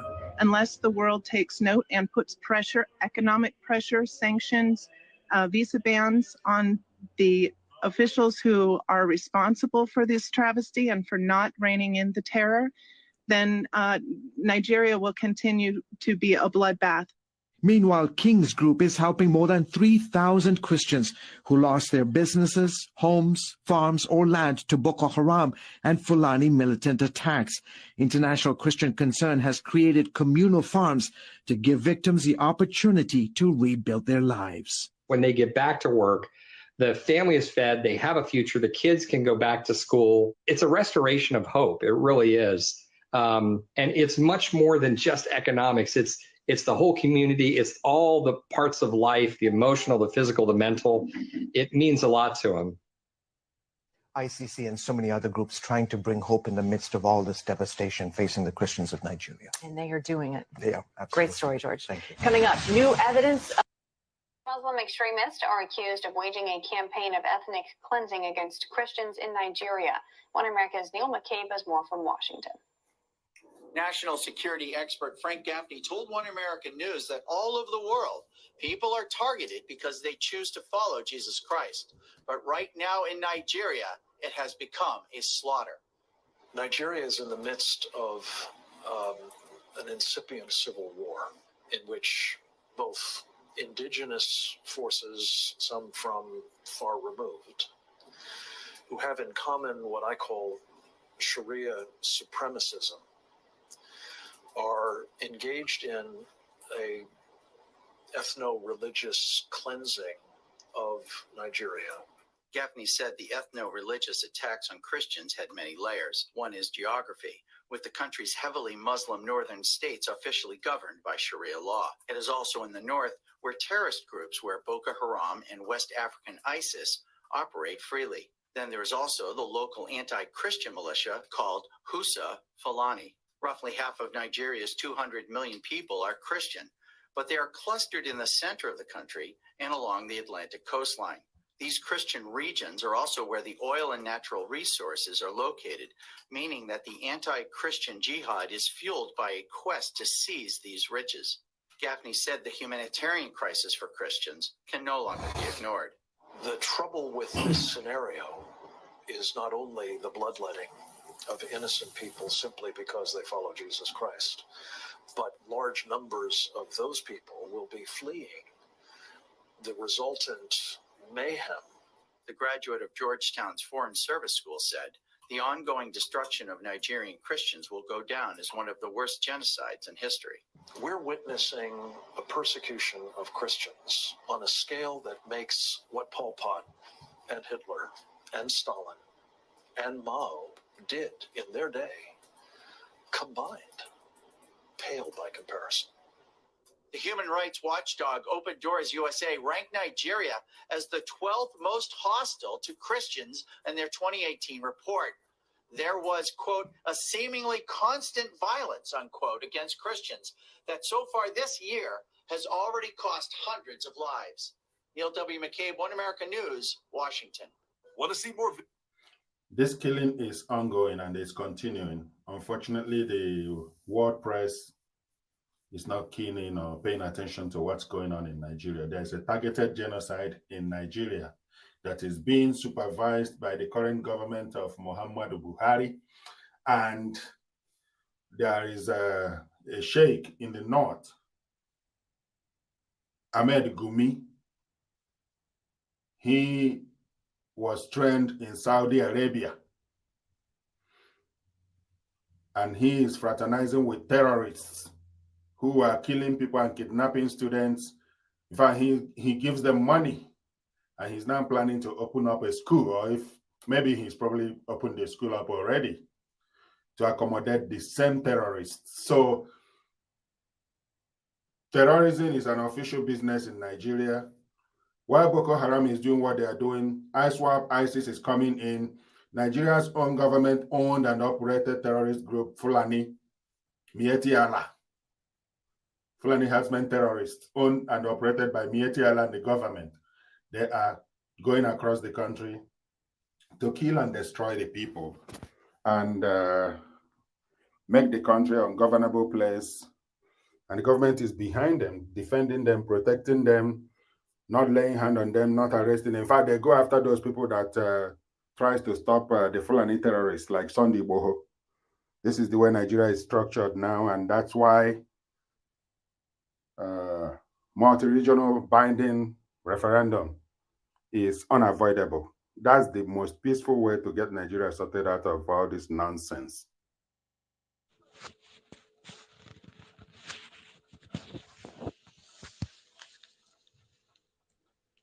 Did you know that Peter Afunanya is DSS spokesperson, Onyema Nwachukwu is Army spokesperson, and Frank Mba is police spokesperson? They are serving as spokespersons to Nigeria's DSS, Army, and police, while the same forces are serving as occupation force, killing and burying people in mass graves in the southeast. They are joining the Fulani in making sure that the population of the southeast is reduced, and that not just southeast, but in the south, southwest, and middle belt, they are continuing on genocide across Nigeria.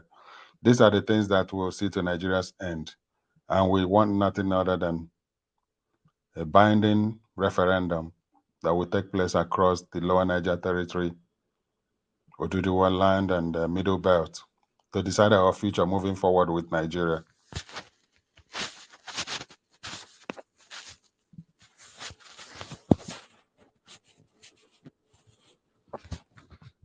Abnormalities and insanities.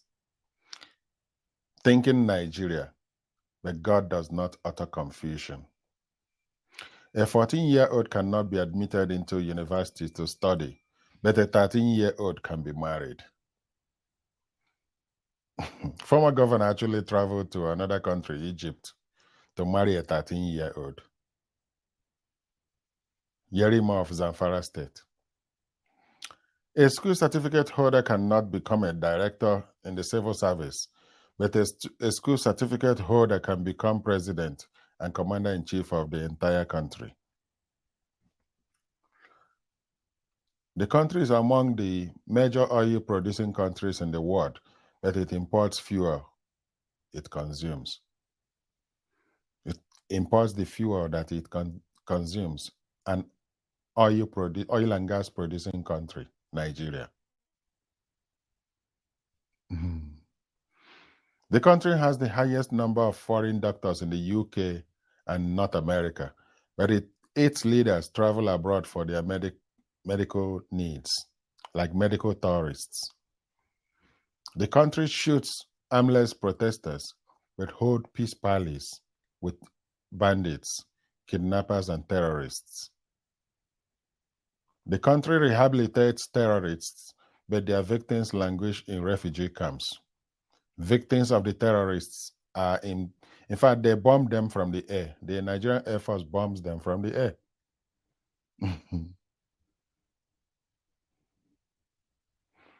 God did not create any country. He located human beings in different territories and gave them all empowerments to survive. Whatever they turn out to be is entirely their choices and decisions. UAE and Qatar are deserts converted to paradise. Nigeria is paradise converted to hell. Nigeria is the epitome of confusion, and God is not the author of confusion.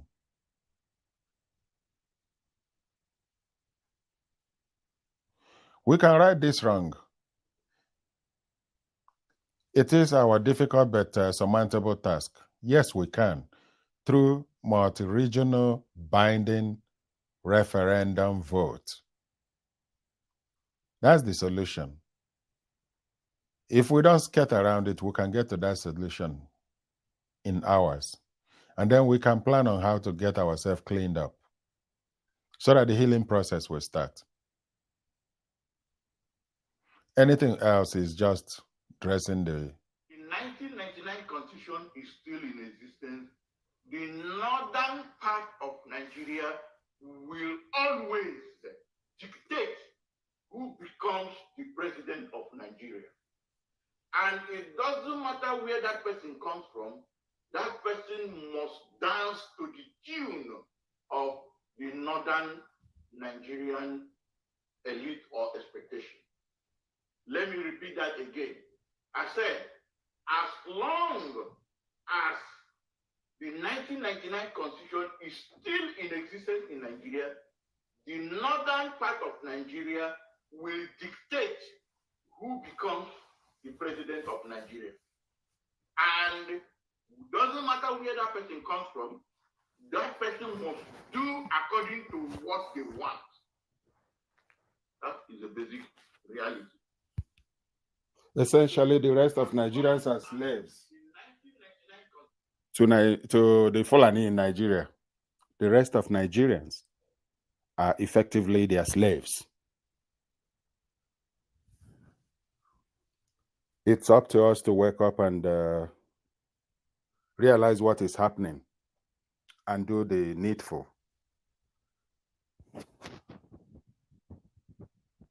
Notes on the self-determination goal of the NINA's campaign and the formations for the reinstatement of suppressed sovereignty, NINA Secretariat, December 2, 2021. As we advance towards the terminal stages of the processes for the reinstatement of self-determination and sovereignty to the peoples of the NINA's alliance territories, South and Middle Belt, trapped in the failed Lugadian experiment of 1914, whose sovereignties are currently suppressed and subsumed under the suzerainty of unitary Nigeria, erected by fiat upon the fraudulent 1999 Constitution of Nigeria. It has become necessary to once more shed some light on the formations in which the reinstatement of suppressed sovereignties are being undertaken. From the onset, as can be verified by a review of all our public communications documents, including audiovisuals over the years, the goal of the entire intervention we have driven since 1999 as PRONACO, MNN, and NINAS had always been to deliver the sovereignty of the peoples of Nigeria back to them. Subject to referendums and plebiscites, the formations in which the sovereignties will be pursued and taken back are also clearly articulated, hence the maps that accompany our propositions at each stage. Prior to the emergence of the NINAS map, which shows a 4-block internal delineation, the MNN map of Nigeria, broken into 4 blocks, has been in the public domain since the 2007 court suit challenging the legitimacy of the 1999 Constitution. The 4-block map represents the formations in which the inevitable union reconfiguration that would follow the demise of the irreversible 1999 Constitution is being discussed and undertaken, all the way to referendums and plebiscites. Just like the question of geographical formations for aggregating, the degree of autonomy desired by the peoples of each of the blocks in the NINAS alliance will also be determined by the referendums and plebiscites. The two questions, that is, geographical formations and degree of autonomy, can consolidate for resolution in the one referendum or plebiscite. These notes of clarification became necessary as a response to what seems like a confusion, real or contrived, regarding the formations in which the peoples of each bloc in the NINAS alliance will step into their freedom when the bondages of unitarism and suzerainty masquerading as Nigeria are broken, as well as the degree of autonomy represented by the self-determination being sought on their behalf by NINAS and its constituent components. All other arrangements regarding relationships between the various blocs in the NINAS alliance will be undertaken in freedom and self-determination, meaning that such arrangements will be determined strictly by agreements freely reached by the blocs, not by fiat or any form of imposition. May we request that those who understand these clarifications to please explain to others who may not. It is an important part of the liberation campaign to educate and enlighten the people seeking the liberation, as it has become clear to us that the ignorance of most of our people has been a great obstacle to our path to freedom, and that ignorance is being exploited by sundry mischief makers for all kinds of purposes, including quick gains.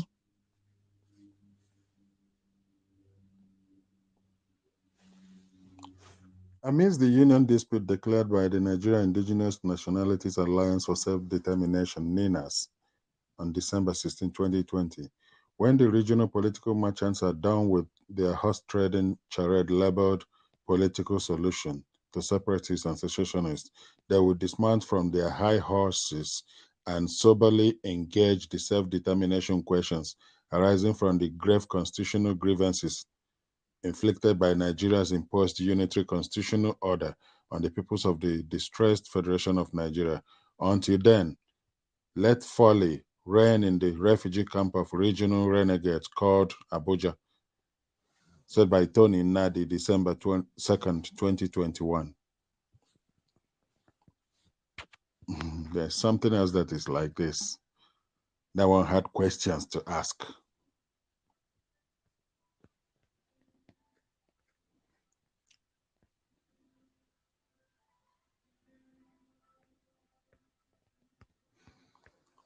Here it goes. Wale Arishekola asked the following questions. He says, if anyone has any answers, they should please wake him up and in the morning and let him know what the answers are to these questions. What suddenly happened to the Bring Back Our Girls movement? Have all the girls returned, or it was a mere selfish project by aggrieved individuals? Number 2, why has Duzuki not gone back to court to face charges for his monumental fraud since he was granted bail last year? Does bail mean all charges have been dropped forever, or has he been going to court secretly? Number 3, those who promise that they will expose the sponsors of Boko Haram as soon as possible, what are they still waiting for? Are the sponsors still elusive 5 years down the line? We haven't had the name or prosecution of any sponsor. 4, where is Sadiq Oguche, the mastermind of the Nyanya bombing, and Kabiru Sokoto, who was apprehended for the Suleja Catholic Church bombing? Where are they? 5, when Boko Haram members repent, unquote, and get rehabilitated, how do they not mention their sponsors? Also, how do we monitor them to ensure they don't go back to rejoin the terrorists? Number 6, where are we on the sensational NDDC/off-mic exposure? Are the people just going to get away with such monumental fraud as exposed by Ababio and Co? 7, what is the outcome of EFCC's investigation into the alleged multi-billion naira financial misappropriation and embezzlement by the chairman and commissioners of Nigeria Electricity Regulatory Commission and the illegal use of the commission's money against President's directive to buy expensive luxury cars for themselves and their spouses? Number 8, where are we on the Magu issue? Is he still on suspension, or has he been removed? Was he found guilty, or was it just a setup? Number 9, how did the police arrive at discharging Abba Kyari without releasing the circumstances surrounding his involvement and vindication by the Special Panel of Investigation. Does it mean that FBI lied? Is it the duty of a police officer, crime investigator, to mediate between a teller and an international criminal? Number 10, when will we see the report of the NNPC audit that was promised to be released within the first 6 months? Anyone with sensible answers to any of or all of the above is invited to help out.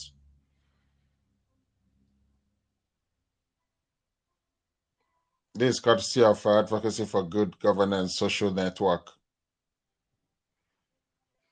Again, the whole thing that contains all that Wale, what is his full name again? Wale Arishekola, the whole thing that the 10 questions he just put out now, they are all embedded in the Constitution of Nigeria.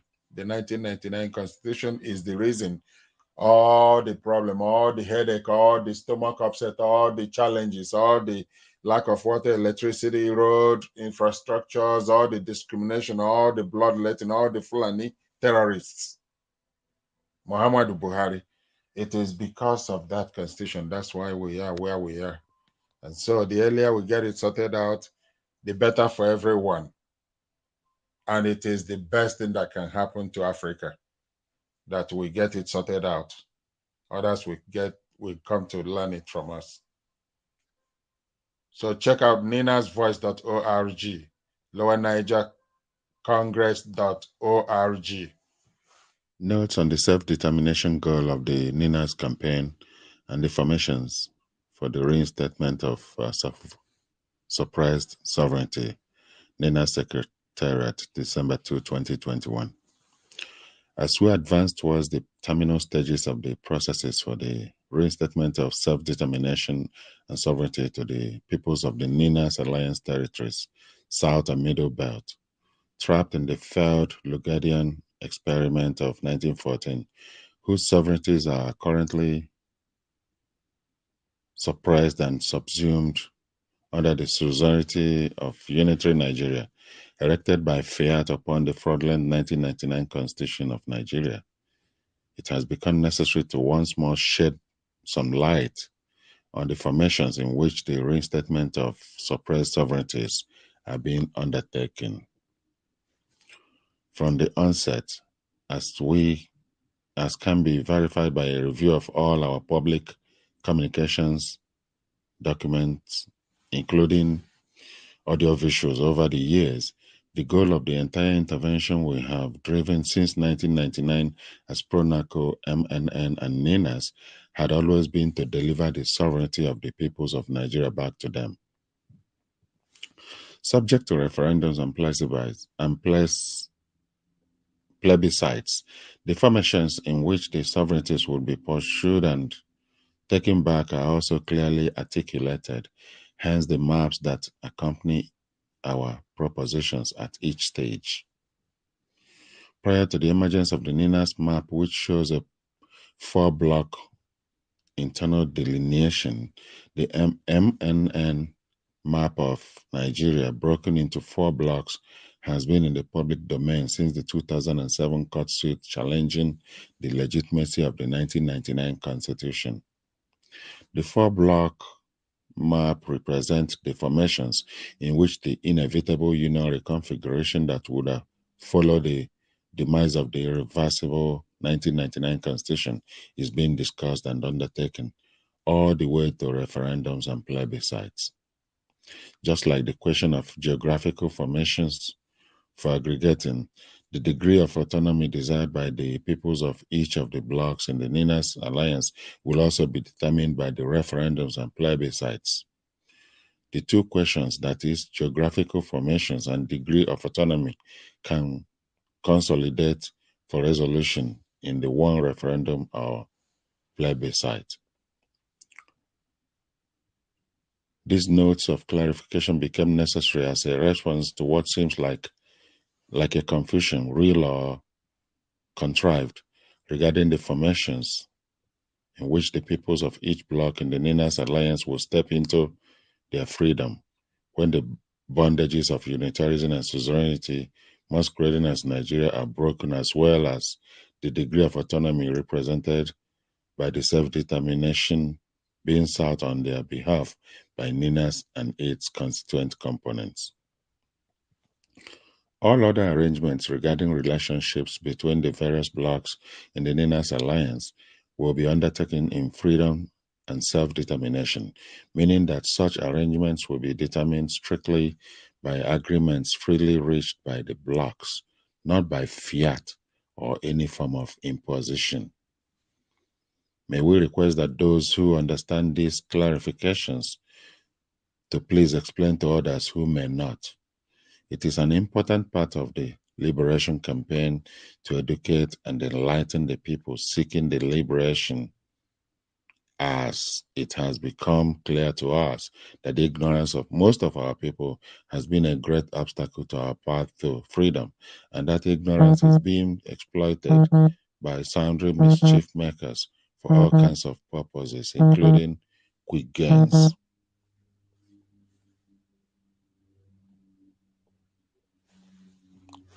Corruption called Nigeria that must be tackled urgently. Everyone knows that Nigeria, as experimentally constituted in 1914 by the British colonial masters, has evolved into a full basket of problems, wars, miseries, and controversies for the indigenous peoples, who are mesmerized, confused, brutalized, and outrightly denied human rights on daily basis. Nigeria is suffocating everyone in Nigeria. Children, youths, men and women, families are directly and indirectly affected.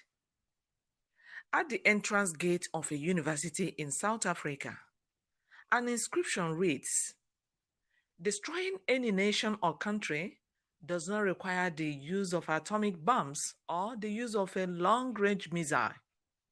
It only requires lowering the quality of education and allowing cheating in the examinations by students.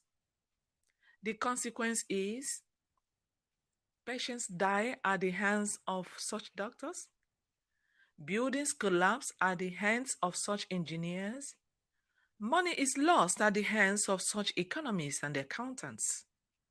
Humanity dies at the hands of such religious scholars. Justice is lost at the hands of such judges. So, the collapse of education is the complete collapse of a nation or a country. Nigeria, as a divergent ethnic nationalities forced to be in one political union, the center no longer have the capacity to hold together democratically, such as plastic union. So, because of this simple but complex reason, nation building is quite impossible in Nigeria.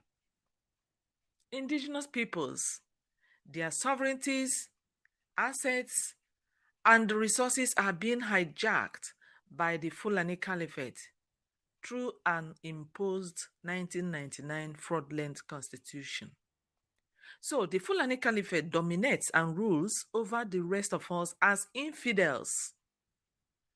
The same Sharia Caliphate are also feudalists who believe that all men are not born equal and that they are born to rule over the rest of us in the toxic Nigerian Union. As a consequence of this feudalist worldview by the Sharia Caliphate, which translates to a master-slave society, the insistence by the rest of Nigeria on democracy, which is premised on the equality of all men, translates in the imagination of the Sharia Caliphate to a direct challenge on their master-slave worldview, and therefore an affront against the master by the slave, which is punishable by death. The situation to the majority of the people, the South and the middle belt of Nigeria precisely, therefore, is that of being guilty on two separate counts that each carry death penalty. A lot is very wrong with the current fraudulent constitution that does not allow for referendum for self-determination. Consequences on this fraud are lot of hunger, hardship, anger, unemployment, frustrations, killings, corruption, injustice, nepotism, subjugation, marginalization, insecurity, political rape, election manipulation, ethno-religious killings, economic conspiracy and strangulation, and so many other human casualties.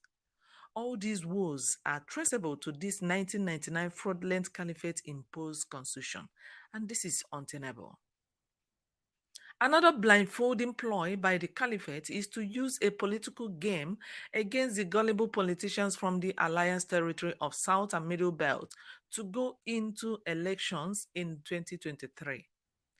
Some political actors from the alliance territories do not seem to sense the danger ahead by thinking that a slot for Southern presidency will solve the hydra-headed problems in Nigeria. The problem of Nigeria can't be solved by a president coming from Southeast or Southwest or wherever. Ninas is saying that all political parties should close shops. All political parties should close shops. And all politicians should retreat and surrender to the will of the peoples. All politicians should retreat and surrender to the will of the peoples. And they should be among the movement. They should join the movement of the peoples to decommission the fraudulent 1999 caliphate-imposed constitution because it is not paying any person good. And the people say no more elections under the current 1999 fraudulent caliphate-imposed constitution. The peoples say all the ethnic nationalities which make up the peoples say no more elections under the current 1999 fraudulent caliphate-imposed constitution. Power belongs to the people. Power belongs to the people. For more information and to learn more, visit the websites www.ninasvoice.org, www.ninasvoice.org, and the other one is www.lowernigercongress.org, www.lowernigercongress.org. Thank you for listening. Stay tuned in the Lower Niger Radio always and get more information, get more enlightened, and get more educated. Thank you. God bless you. Where we came from, where we are, or the road to freedom. Today, we speak of Ninas, but know that the struggle for the restoration of our sovereignty did not start today.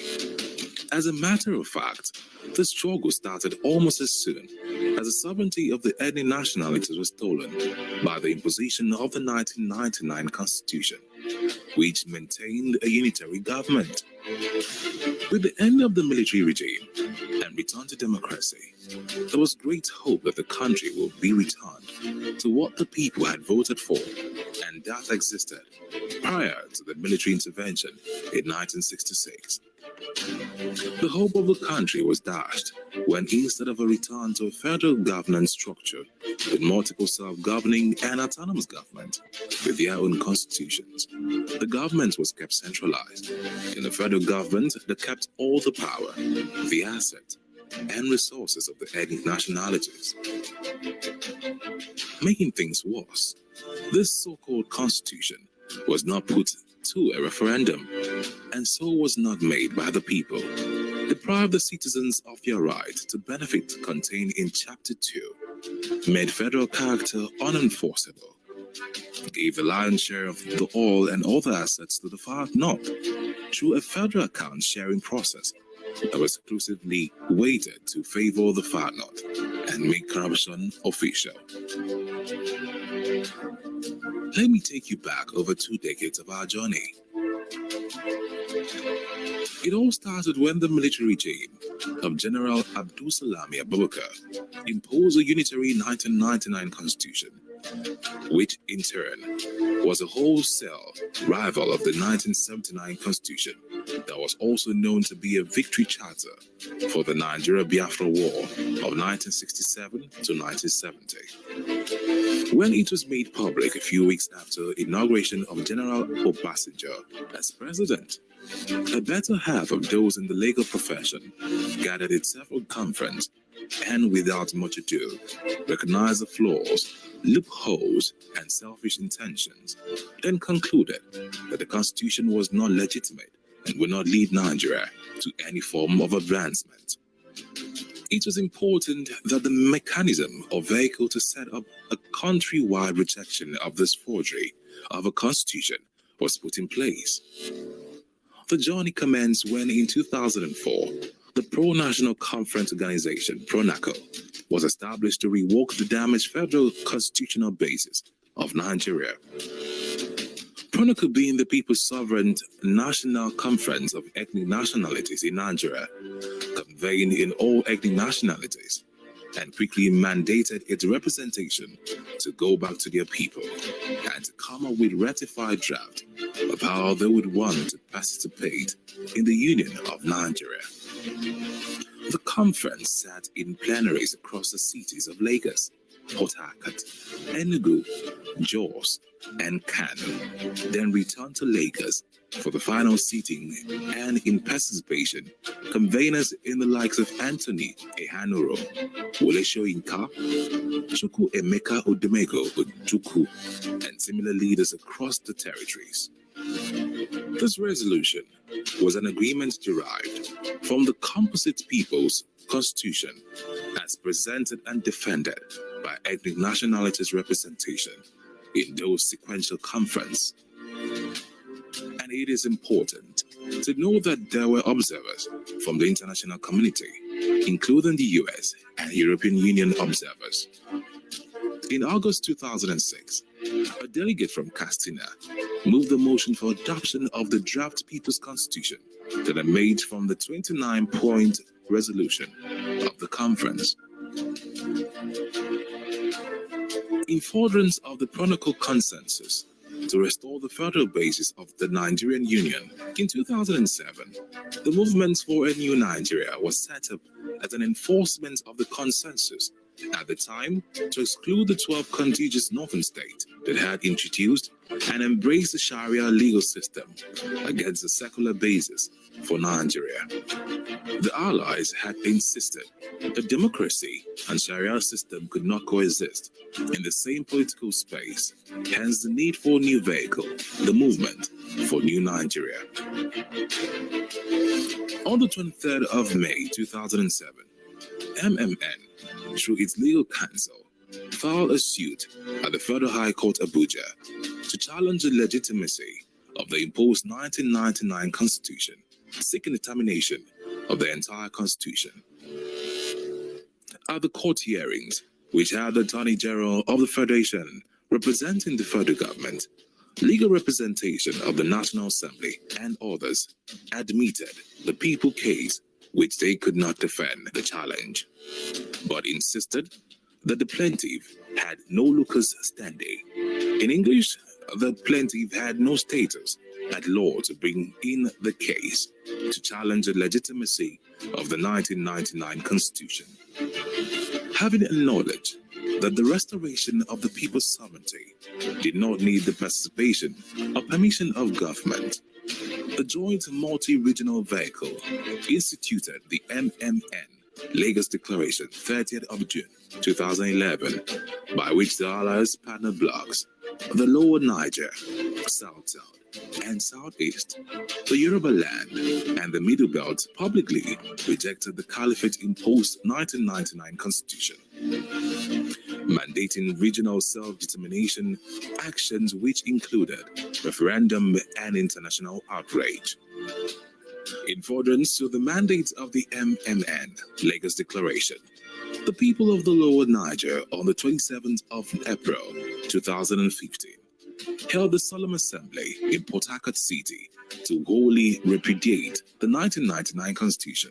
In that assembly, the 1,885 ethno-linguistic map of the Lower Niger was adopted as a geographical basis of federating. The assembly mandated the distillation of character of relationship as well as asset protection and guarantee scheme to protect the asset of the indigenous people in other blocks of Nigeria. On the mandate for international outrage of the MNN Lagos Declaration, and LNCT visited Capitol Hills, Washington, to make a case for the termination of the operation of Nigeria's 1999 Constitution at the special congressional event on Nigeria in May 2015. The team also made informal consultation for the same matter at the UN headquarters in New York in the same year. 2 years later, still in furtherance to mandate of the MNN Lagos Declaration, the Yoruba indigenous people held the Yoruba Solemn Assembly at Ibadan on the 7th of September 2017. The Assembly publicly repudiated the 1999 Constitution as the basis of the Federation of Nigeria and proclaimed the self-determination right of the Yoruba land to reclaim autonomy of Yoruba land. For delivering uncolored report on the NSAS shooting at Lekki on October 20th, 2020, members of the panel are now getting essentially targeted by agents of Nigerian government. They are being unfairly persecuted already just for coming out with their report that heavily indicted the government of liars. Since the submission of the NSAS panel report to the governor of Lagos State on November 15th, 2021, members of the panel have become subject of vicious attacks by those suspected to be agents of the government. All manner of allegations have been heaped upon panel members, some of whom have been called unprintable names.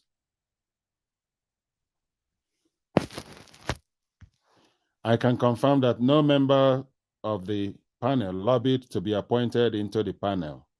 As a matter of fact, in my own case, His Excellency, the Governor of Lagos State, appealed to me to accept my appointment, which I saw as a call to national service. The primary reason the governor gave to me then was that he wanted men and women of integrity, independent and not subject to manipulation, to be on the panel. Just today, my attention has been drawn to an interview by a senior counsel to the Lagos State government to the effect that panel members collected bribe in the course of the assignment. It is unfair, ungodly, and least expected of the government and its lawyers. The Lagos State government asked for 2 weeks to enable it to release a white paper on the report submitted to it by the panel, and we have been waiting, but it would seem that the Lagos State government has now unleashed mindless propaganda upon panel members, whilst at the same time asking for restraint from the general public. I have in my custody certified true copies of all proceedings of the panel and all exhibits tendered before the panel in respect of the Lekki Tollgate investigation. I urge the government to call its agents and lawyers to order so as not to provoke aggravated responses. It is unfair to seek to denigrate people's hard-earned reputation on account only that they accepted to render selfless service at the behest of government. If the government and its agents are not restrained from attacking others, nothing stops us from defending our integrity. I should not become a victim of unwarranted attack just because I accepted to serve the government and the outcome of that assignment did not favor the expectations of the government. Suffice it to mention that I worked with men and women of unblemished integrity, and I'm proud to be associated with them all. I therefore appeal to His Excellency the Governor of Lagos State, Sanwo-Olu, to call all agents of state to order and keep to his promise to us to release a white paper within 2 weeks and to send the unedited report of the panel to the National Economic Council. Signed by Ebun Olu Adegboruwa, SAN, Lagos, Lekki, Lagos, November 18, 2021. So Nigeria now will resort to attacking the panel members like they didn't deliver the kind of manipulated report they were most likely hoping for. The report has turned out to be a huge embarrassment to the government, to the military, to the police, to the federal government and their agents, especially Lai Mohammed and the rest of them who has been in denial, lying and continuing in their lying ways. So here is a panel member now coming public, exposing the hypocrisy that is the Nigerian system, that system that is condemned never to work well. Very sad. Sucks to be Nigeria. Nigeria, jaga, jaga. Everything scatter, scatter. Come on, this suffer.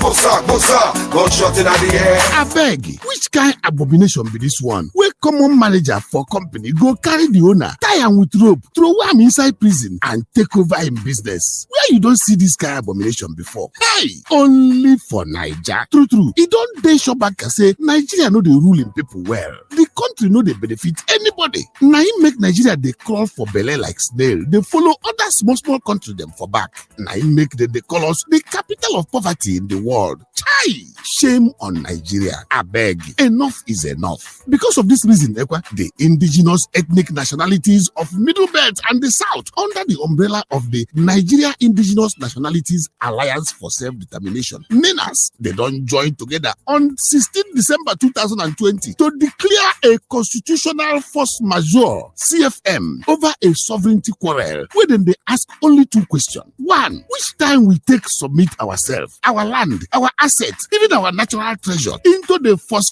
by force Nigeria Union? Hey, which time self we follow make for ourselves the year 1999 Nigeria Constitution? All na lie, all na story, na daylight robbery be this yo. But we get work to do for inside all this matter. Oh yeah, this one na must to make we join hand sharp now with the Nigeria Indigenous Nationalities Alliance for Self-Determination, NINAS. Now then won't tear down that fraudulent lie 1999 Constitution so that we can forward march and start a new beginning for everybody. I beg, make we join together to sign that petition where we title End Apartheid Nigeria by restoring the self-determination rights of ethnic nationalities. It is for all media platforms of Daughters of Truth, BVI Channel 1, Heritage TV UK, and www.freedomfromnigeria.com. If you sign this petition, say you don't follow more than 20 million signatures them where we collect for take show the United Nations. Remember, say now only us fit free ourselves from the oppression, repression, marginalization, and subjugation which the Nigerian country don't carry jamming own people for head. Come on, this suffer.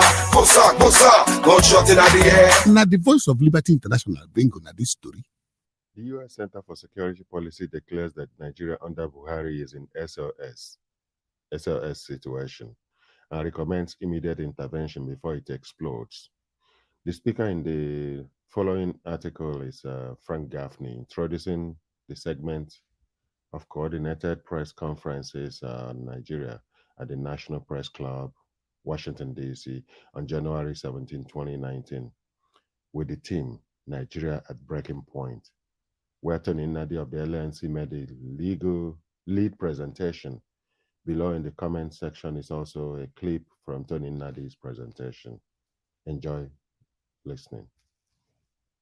Again, the purpose of this event is to try to make sure that the Congress of the United States, the administration, this country, our friends and allies around the world, and not least, of course, people of goodwill in this country and elsewhere, are on notice that Nigeria is at risk of disastrous collapse. that the forces that we've just been talking about are in the process of taking down a country that is the most populous in Africa, with horrific implications, not just for the immediate vicinity, the Lake Chad region as it's known, but for that continent and almost certainly others beyond. Congressman Wolf mentioned Bono, talking about a catastrophe that would make what has happened to Europe in the past few years, as a relatively small number of people migrated there with unbelievably chaotic consequences, look like a day at the beach by comparison. But we're on notice. And the question is, do we have to wait until this horror is upon us before something is done about it? Or do we take steps now to try to prevent that? And I don't think any of us is saying that this is a panacea, but the appointment of the appropriate individual with the requisite authority. I just wanted to underscore what Congressman Wolf said about having the President of the United States essentially personally empowering Senator Danforth to lead the effort on behalf of our country to alleviate that situation. That has to be done again, and it has to be an empowering of a person with the stature and the capabilities needed to do two really vital things. One is to pull together the government agencies that have responsibility for pieces of a problem like Nigeria. The Defense Department, as well as, of course, the State Department, USAID, the UN mission of the United States, the National Security Council, and others, to come together with a common, appropriate, and much needed policy approach. And then secondly, at least as importantly, to be able authoritatively to represent what that approach is to the government of Nigeria. So they know who they're dealing with. They know that this is in fact the policy, and they can't go, looking for people who will provide some sort of alternative that might not require as much of them. So it's those two vitally important things that have to be done. And on behalf of, again, the Save the Persecuted Christians Coalition and team, I just want to say, I think this is a moment of truth, a moment when we will find a difference being made by an administration that is about making a difference on behalf of religious freedom and those who are being denied it around the world. And let me just take a moment to say, as bad as this situation is, it is just one of the areas in the world in which particularly Christians are suffering. By some estimates, it's as small a number as 215 million Christians being brutally persecuted. By others, it's as high as 500,000. 500 million. This is on our watch. It is unconscionable. It must be challenged, contested, and if possible, stopped. And that's what this coalition is about. And I pray that we will be able, with the help of people like Congressman Estes and Congressman Wolf and the Archbishop and our coalition and countless others, to see this problem sorted by the appointment at the earliest possible moment, preferably by the end of this year, because these elections are approaching, of an individual with the requisite authority of the President of the United States and the assignment of making both the U.S. government policy coherent and clear and effective, and communicating that, again, authoritatively to the government of Nigeria, who in the end is ultimately responsible for preventing this catastrophe.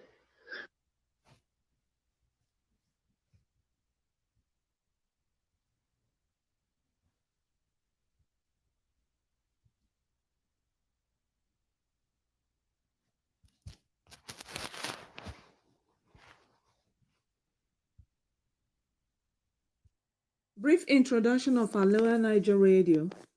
Lower Niger Radio is the initiative of a few individuals who saw the necessity of enlightening and educating our peoples in the Lower Niger Territory on the urgent need to be part of this liberation project of all the ethnic nationalities that are entrapped in the union of death Nigeria has become for them. Following the events happening in Nigeria today and always, I am sure nobody is happy with Nigeria as currently constituted. However, the owners of their respective ancestral lands in the South and Middle Belt formed a strong alliance for the single purpose of self-determination. This alliance is called NINAS, the Nigeria Indigenous Nationalities Alliance for Self-Determination, which declared a constitutional force majeure, CFM, on the 16th of December 2020. NINAS has three blocks, the Lower Niger, the Yoruba, and the Middle Belt blocks. NINAS cannot be pensioned without connecting it to the Lower Niger Congress. So, seeing and recognizing the enormous good work the Lower Niger Congress had been doing all these years, these few individuals formed a media team to help the Lower Niger Congress bring these messages of hope, trust, and truth to all our peoples in our homeland. These peoples include Anang, Ibibio, Efik, Ishan, Ijaw, Idoma, Igbo, Kalabari, Bini, Itshekiri, Urobo, Obolo, Ogoni, Ogoja, Ugep, and so many others. Join us today and be part of the People's Revolutionary Movement for total freedom from the oppressive and brutal caliphate-imposed document called 1999 Fraudulent Constitution. Power belongs to the people. Lower Niger Radio is your voice of liberation. Representatives from the Ijaw nationality movement signed the resource control and self-determination. The Ijaw ethnic group on Thursday became the first to sign the Niger Delta People's Charter on Resource Control and Self-Determination. The pact was signed on behalf of Ijaw indigents by His Royal Majesty King Frank Okiabe Agadagba X of Baraun Kingdom. The ceremony took place in Yenagoa, Bayelsa State Capital. A statement by Ovunda Eni, Niger Delta Congress spokesman, disclosed. Former President, Nigeria Environmental Society, NES, Engineer Olu Anda Y. Ogosu, Engineer Olu Anda Y. Ogosu, Rivers representative, signed the charter mid-November. A week earlier, Emeritus Professor Ebieberi Joe Alagua, representing Bayelsa, gave his assent. The 88-year-old statesman lectured at the University of Lagos, UNILAG. The charter solicits over 70 signatures from Niger Delta nationalities, organizations, and the 6 South-South states. The document demands that oil and other natural resources be controlled by the people while pushing for exit out of Nigeria. It will be presented to the world on February 23rd, 2022, at the 55th anniversary of the Niger Delta Republic Declaration by the late Major Isaac Adakaboro. This is quote from Daily Post and reported by Wale Odunsi. Thank you for listening. Which way Nigeria? Which way Nigeria? go. Oh yeah, I want to know. Yes, I want to know which way Nigeria is heading to. Constitutional force majeure. Make I talk am again. Constitutional force majeure. Oh yeah, hear am again. Oh. Constitutional force majeure. That's not the new reigning motto where they don't come out for the Nigeria Indigenous Nationalities Alliance for Self-Determination. NINAS. Constitutional force majeure. Now waiting we go take forward march to freedom all the ethnic nationality them where they don't throw away inside cage for this dungeon where they call Nigeria. If you never know us before, now we be the people of Middle Belt and South. We don't join hands together to formulate the Nigeria Indigenous Nationalities Alliance for Self-Determination. NINAS. Listen to this one. On 16 December 2020, now we don't declare a constitutional force majeure on the fraudulent Nigeria Lai 1999 constitution. Now the Yeye Fulani ethnic minority carry this sufferness throw away for the head of the people who get the land in the first place since 1999. Chai! As they don't condemn that 1999 Wayo constitution, NINAS don't direct the Nigeria government to gather a national roundtable meeting. Look, we for talk the kind style where we go take sit down for inside our region, on top country where we dey sleep for only one eye. This now waiting that big grammar. Constitutional force majeure go do suffering and smiling. It don't do. Nigeria people don't suffer rich. Waiting we never see. Nigerian people don't chop fear from out. All the land of the South and Middle Belt don't turn to river of blood. Waiting all because of this evil Nigeria 1999 lie constitution. Hey, I beg, true to God, they don't push us reach the wall. Nowhere to go again. Enough is enough. So therefore, everybody, make una come. Make we join hand now with NINAS. Make we for support the constitutional force majeure to free ourselves from the Fulani British captivity so that we go forward march into a free nation where your security and development is guaranteed. Oh yeah, I want to know. Yes, I want to know which way Nigeria is heading to. Now the Voice of Liberty International bring on this story. Lower Niger Radio is your station for all things about self-determination, nation building, and liberty. With all the challenges and insecurity in our ancestral lands, the survival of our peoples and the political arrangements they decide on is our goal. We discuss solutions. We bring you messages of hope, truth, and trust. So, tune in today. Lower Niger Radio is the voice of liberty for the ethnic nations of the South, South, and Southeast. We are here for the peoples of Anang, Bini, Isan, Efik, Ibibio, Igbo, Ishekiri, Ijo, Igede, Kalabari, Obolo, Ogoja, Ogoni, Okrika, Urubo, and all the others. Lower Niger Radio, your voice of liberty.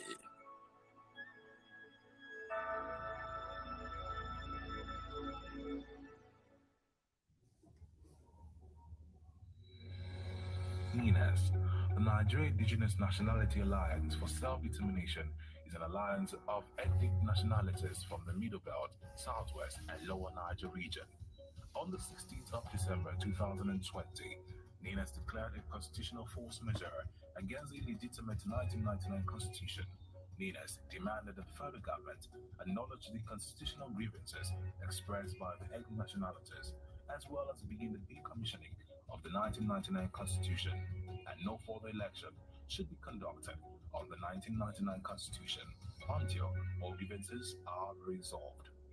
To support NINAS and the Constitutional Force Majeure, sign the petition at www.ninasffm.org/register to end 1999 Constitution now. To speak with NINAS, call the number 0823 425 4584 or 070-5924-9885.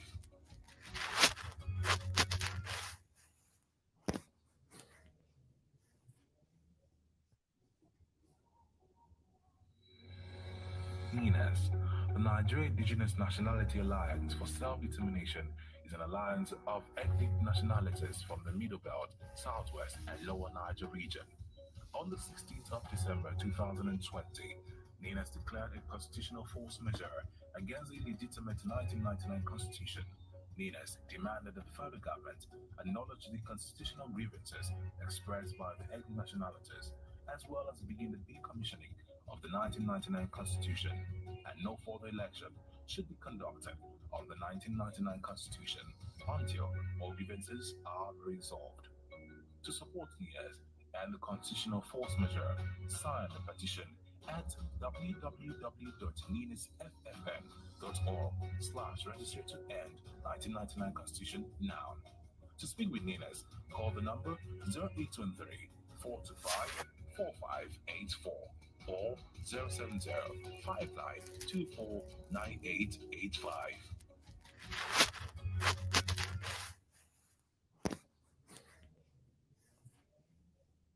Notes on the self-determination goal of the NINAS campaign and the formations for the reinstatement of suppressed sovereignty. NINAS Secretariat, December 2, 2021.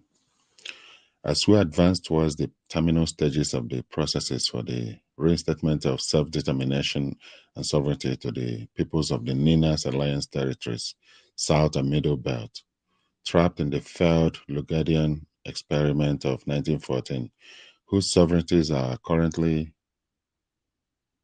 suppressed and subsumed under the suzerainty of unitary Nigeria, erected by fiat upon the fraudulent 1999 Constitution of Nigeria. It has become necessary to once more shed some light on the formations in which the reinstatement of suppressed sovereignties are being undertaken. From the onset, as can be verified by a review of all our public communications documents, including audiovisuals over the years, the goal of the entire intervention we have driven since 1999 as PRONACO, MNN, and NINAS had always been to deliver the sovereignty of the peoples of Nigeria back to them. Subject to referendums and plebiscites, the formations in which the sovereignties will be pursued and taken back are also clearly articulated, hence the maps that accompany our propositions at each stage.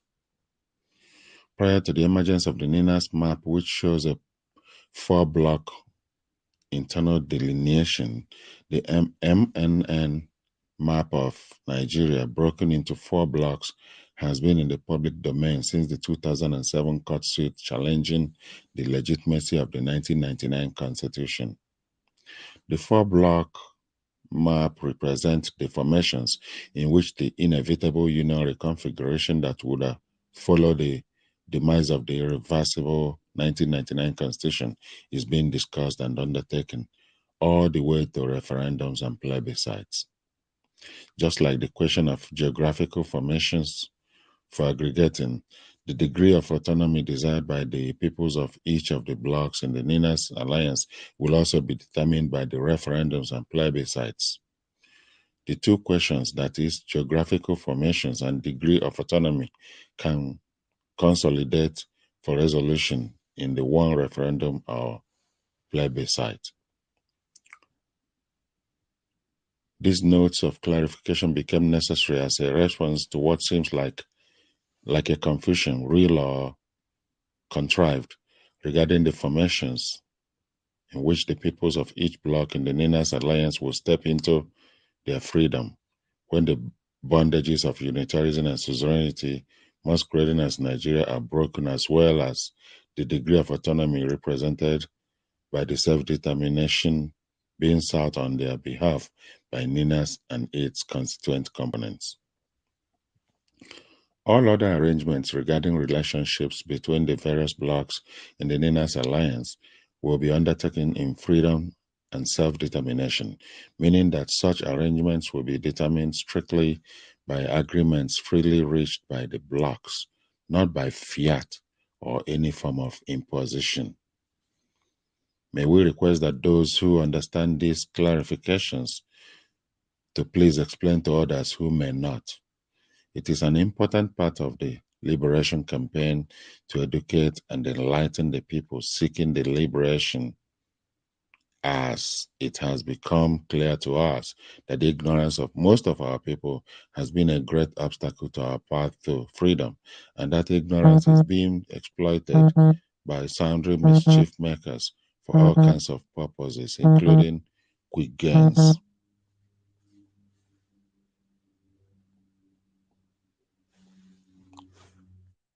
The 1999 constitution is still in existence. The northern part of Nigeria will always dictate who becomes the president of Nigeria. And it doesn't matter where that person comes from, that person must dance to the tune of the northern Nigerian elite or expectation. Let me repeat that again. I said, as long as the 1999 constitution is still in existence in Nigeria, the northern part of Nigeria will dictate who becomes the president of Nigeria. And it doesn't matter where that person comes from, that person must do according to what they want. That is a basic reality. Essentially, the rest of Nigerians are slaves to the Fulani in Nigeria. The rest of Nigerians are effectively their slaves. It's up to us to wake up and realize what is happening and do the needful.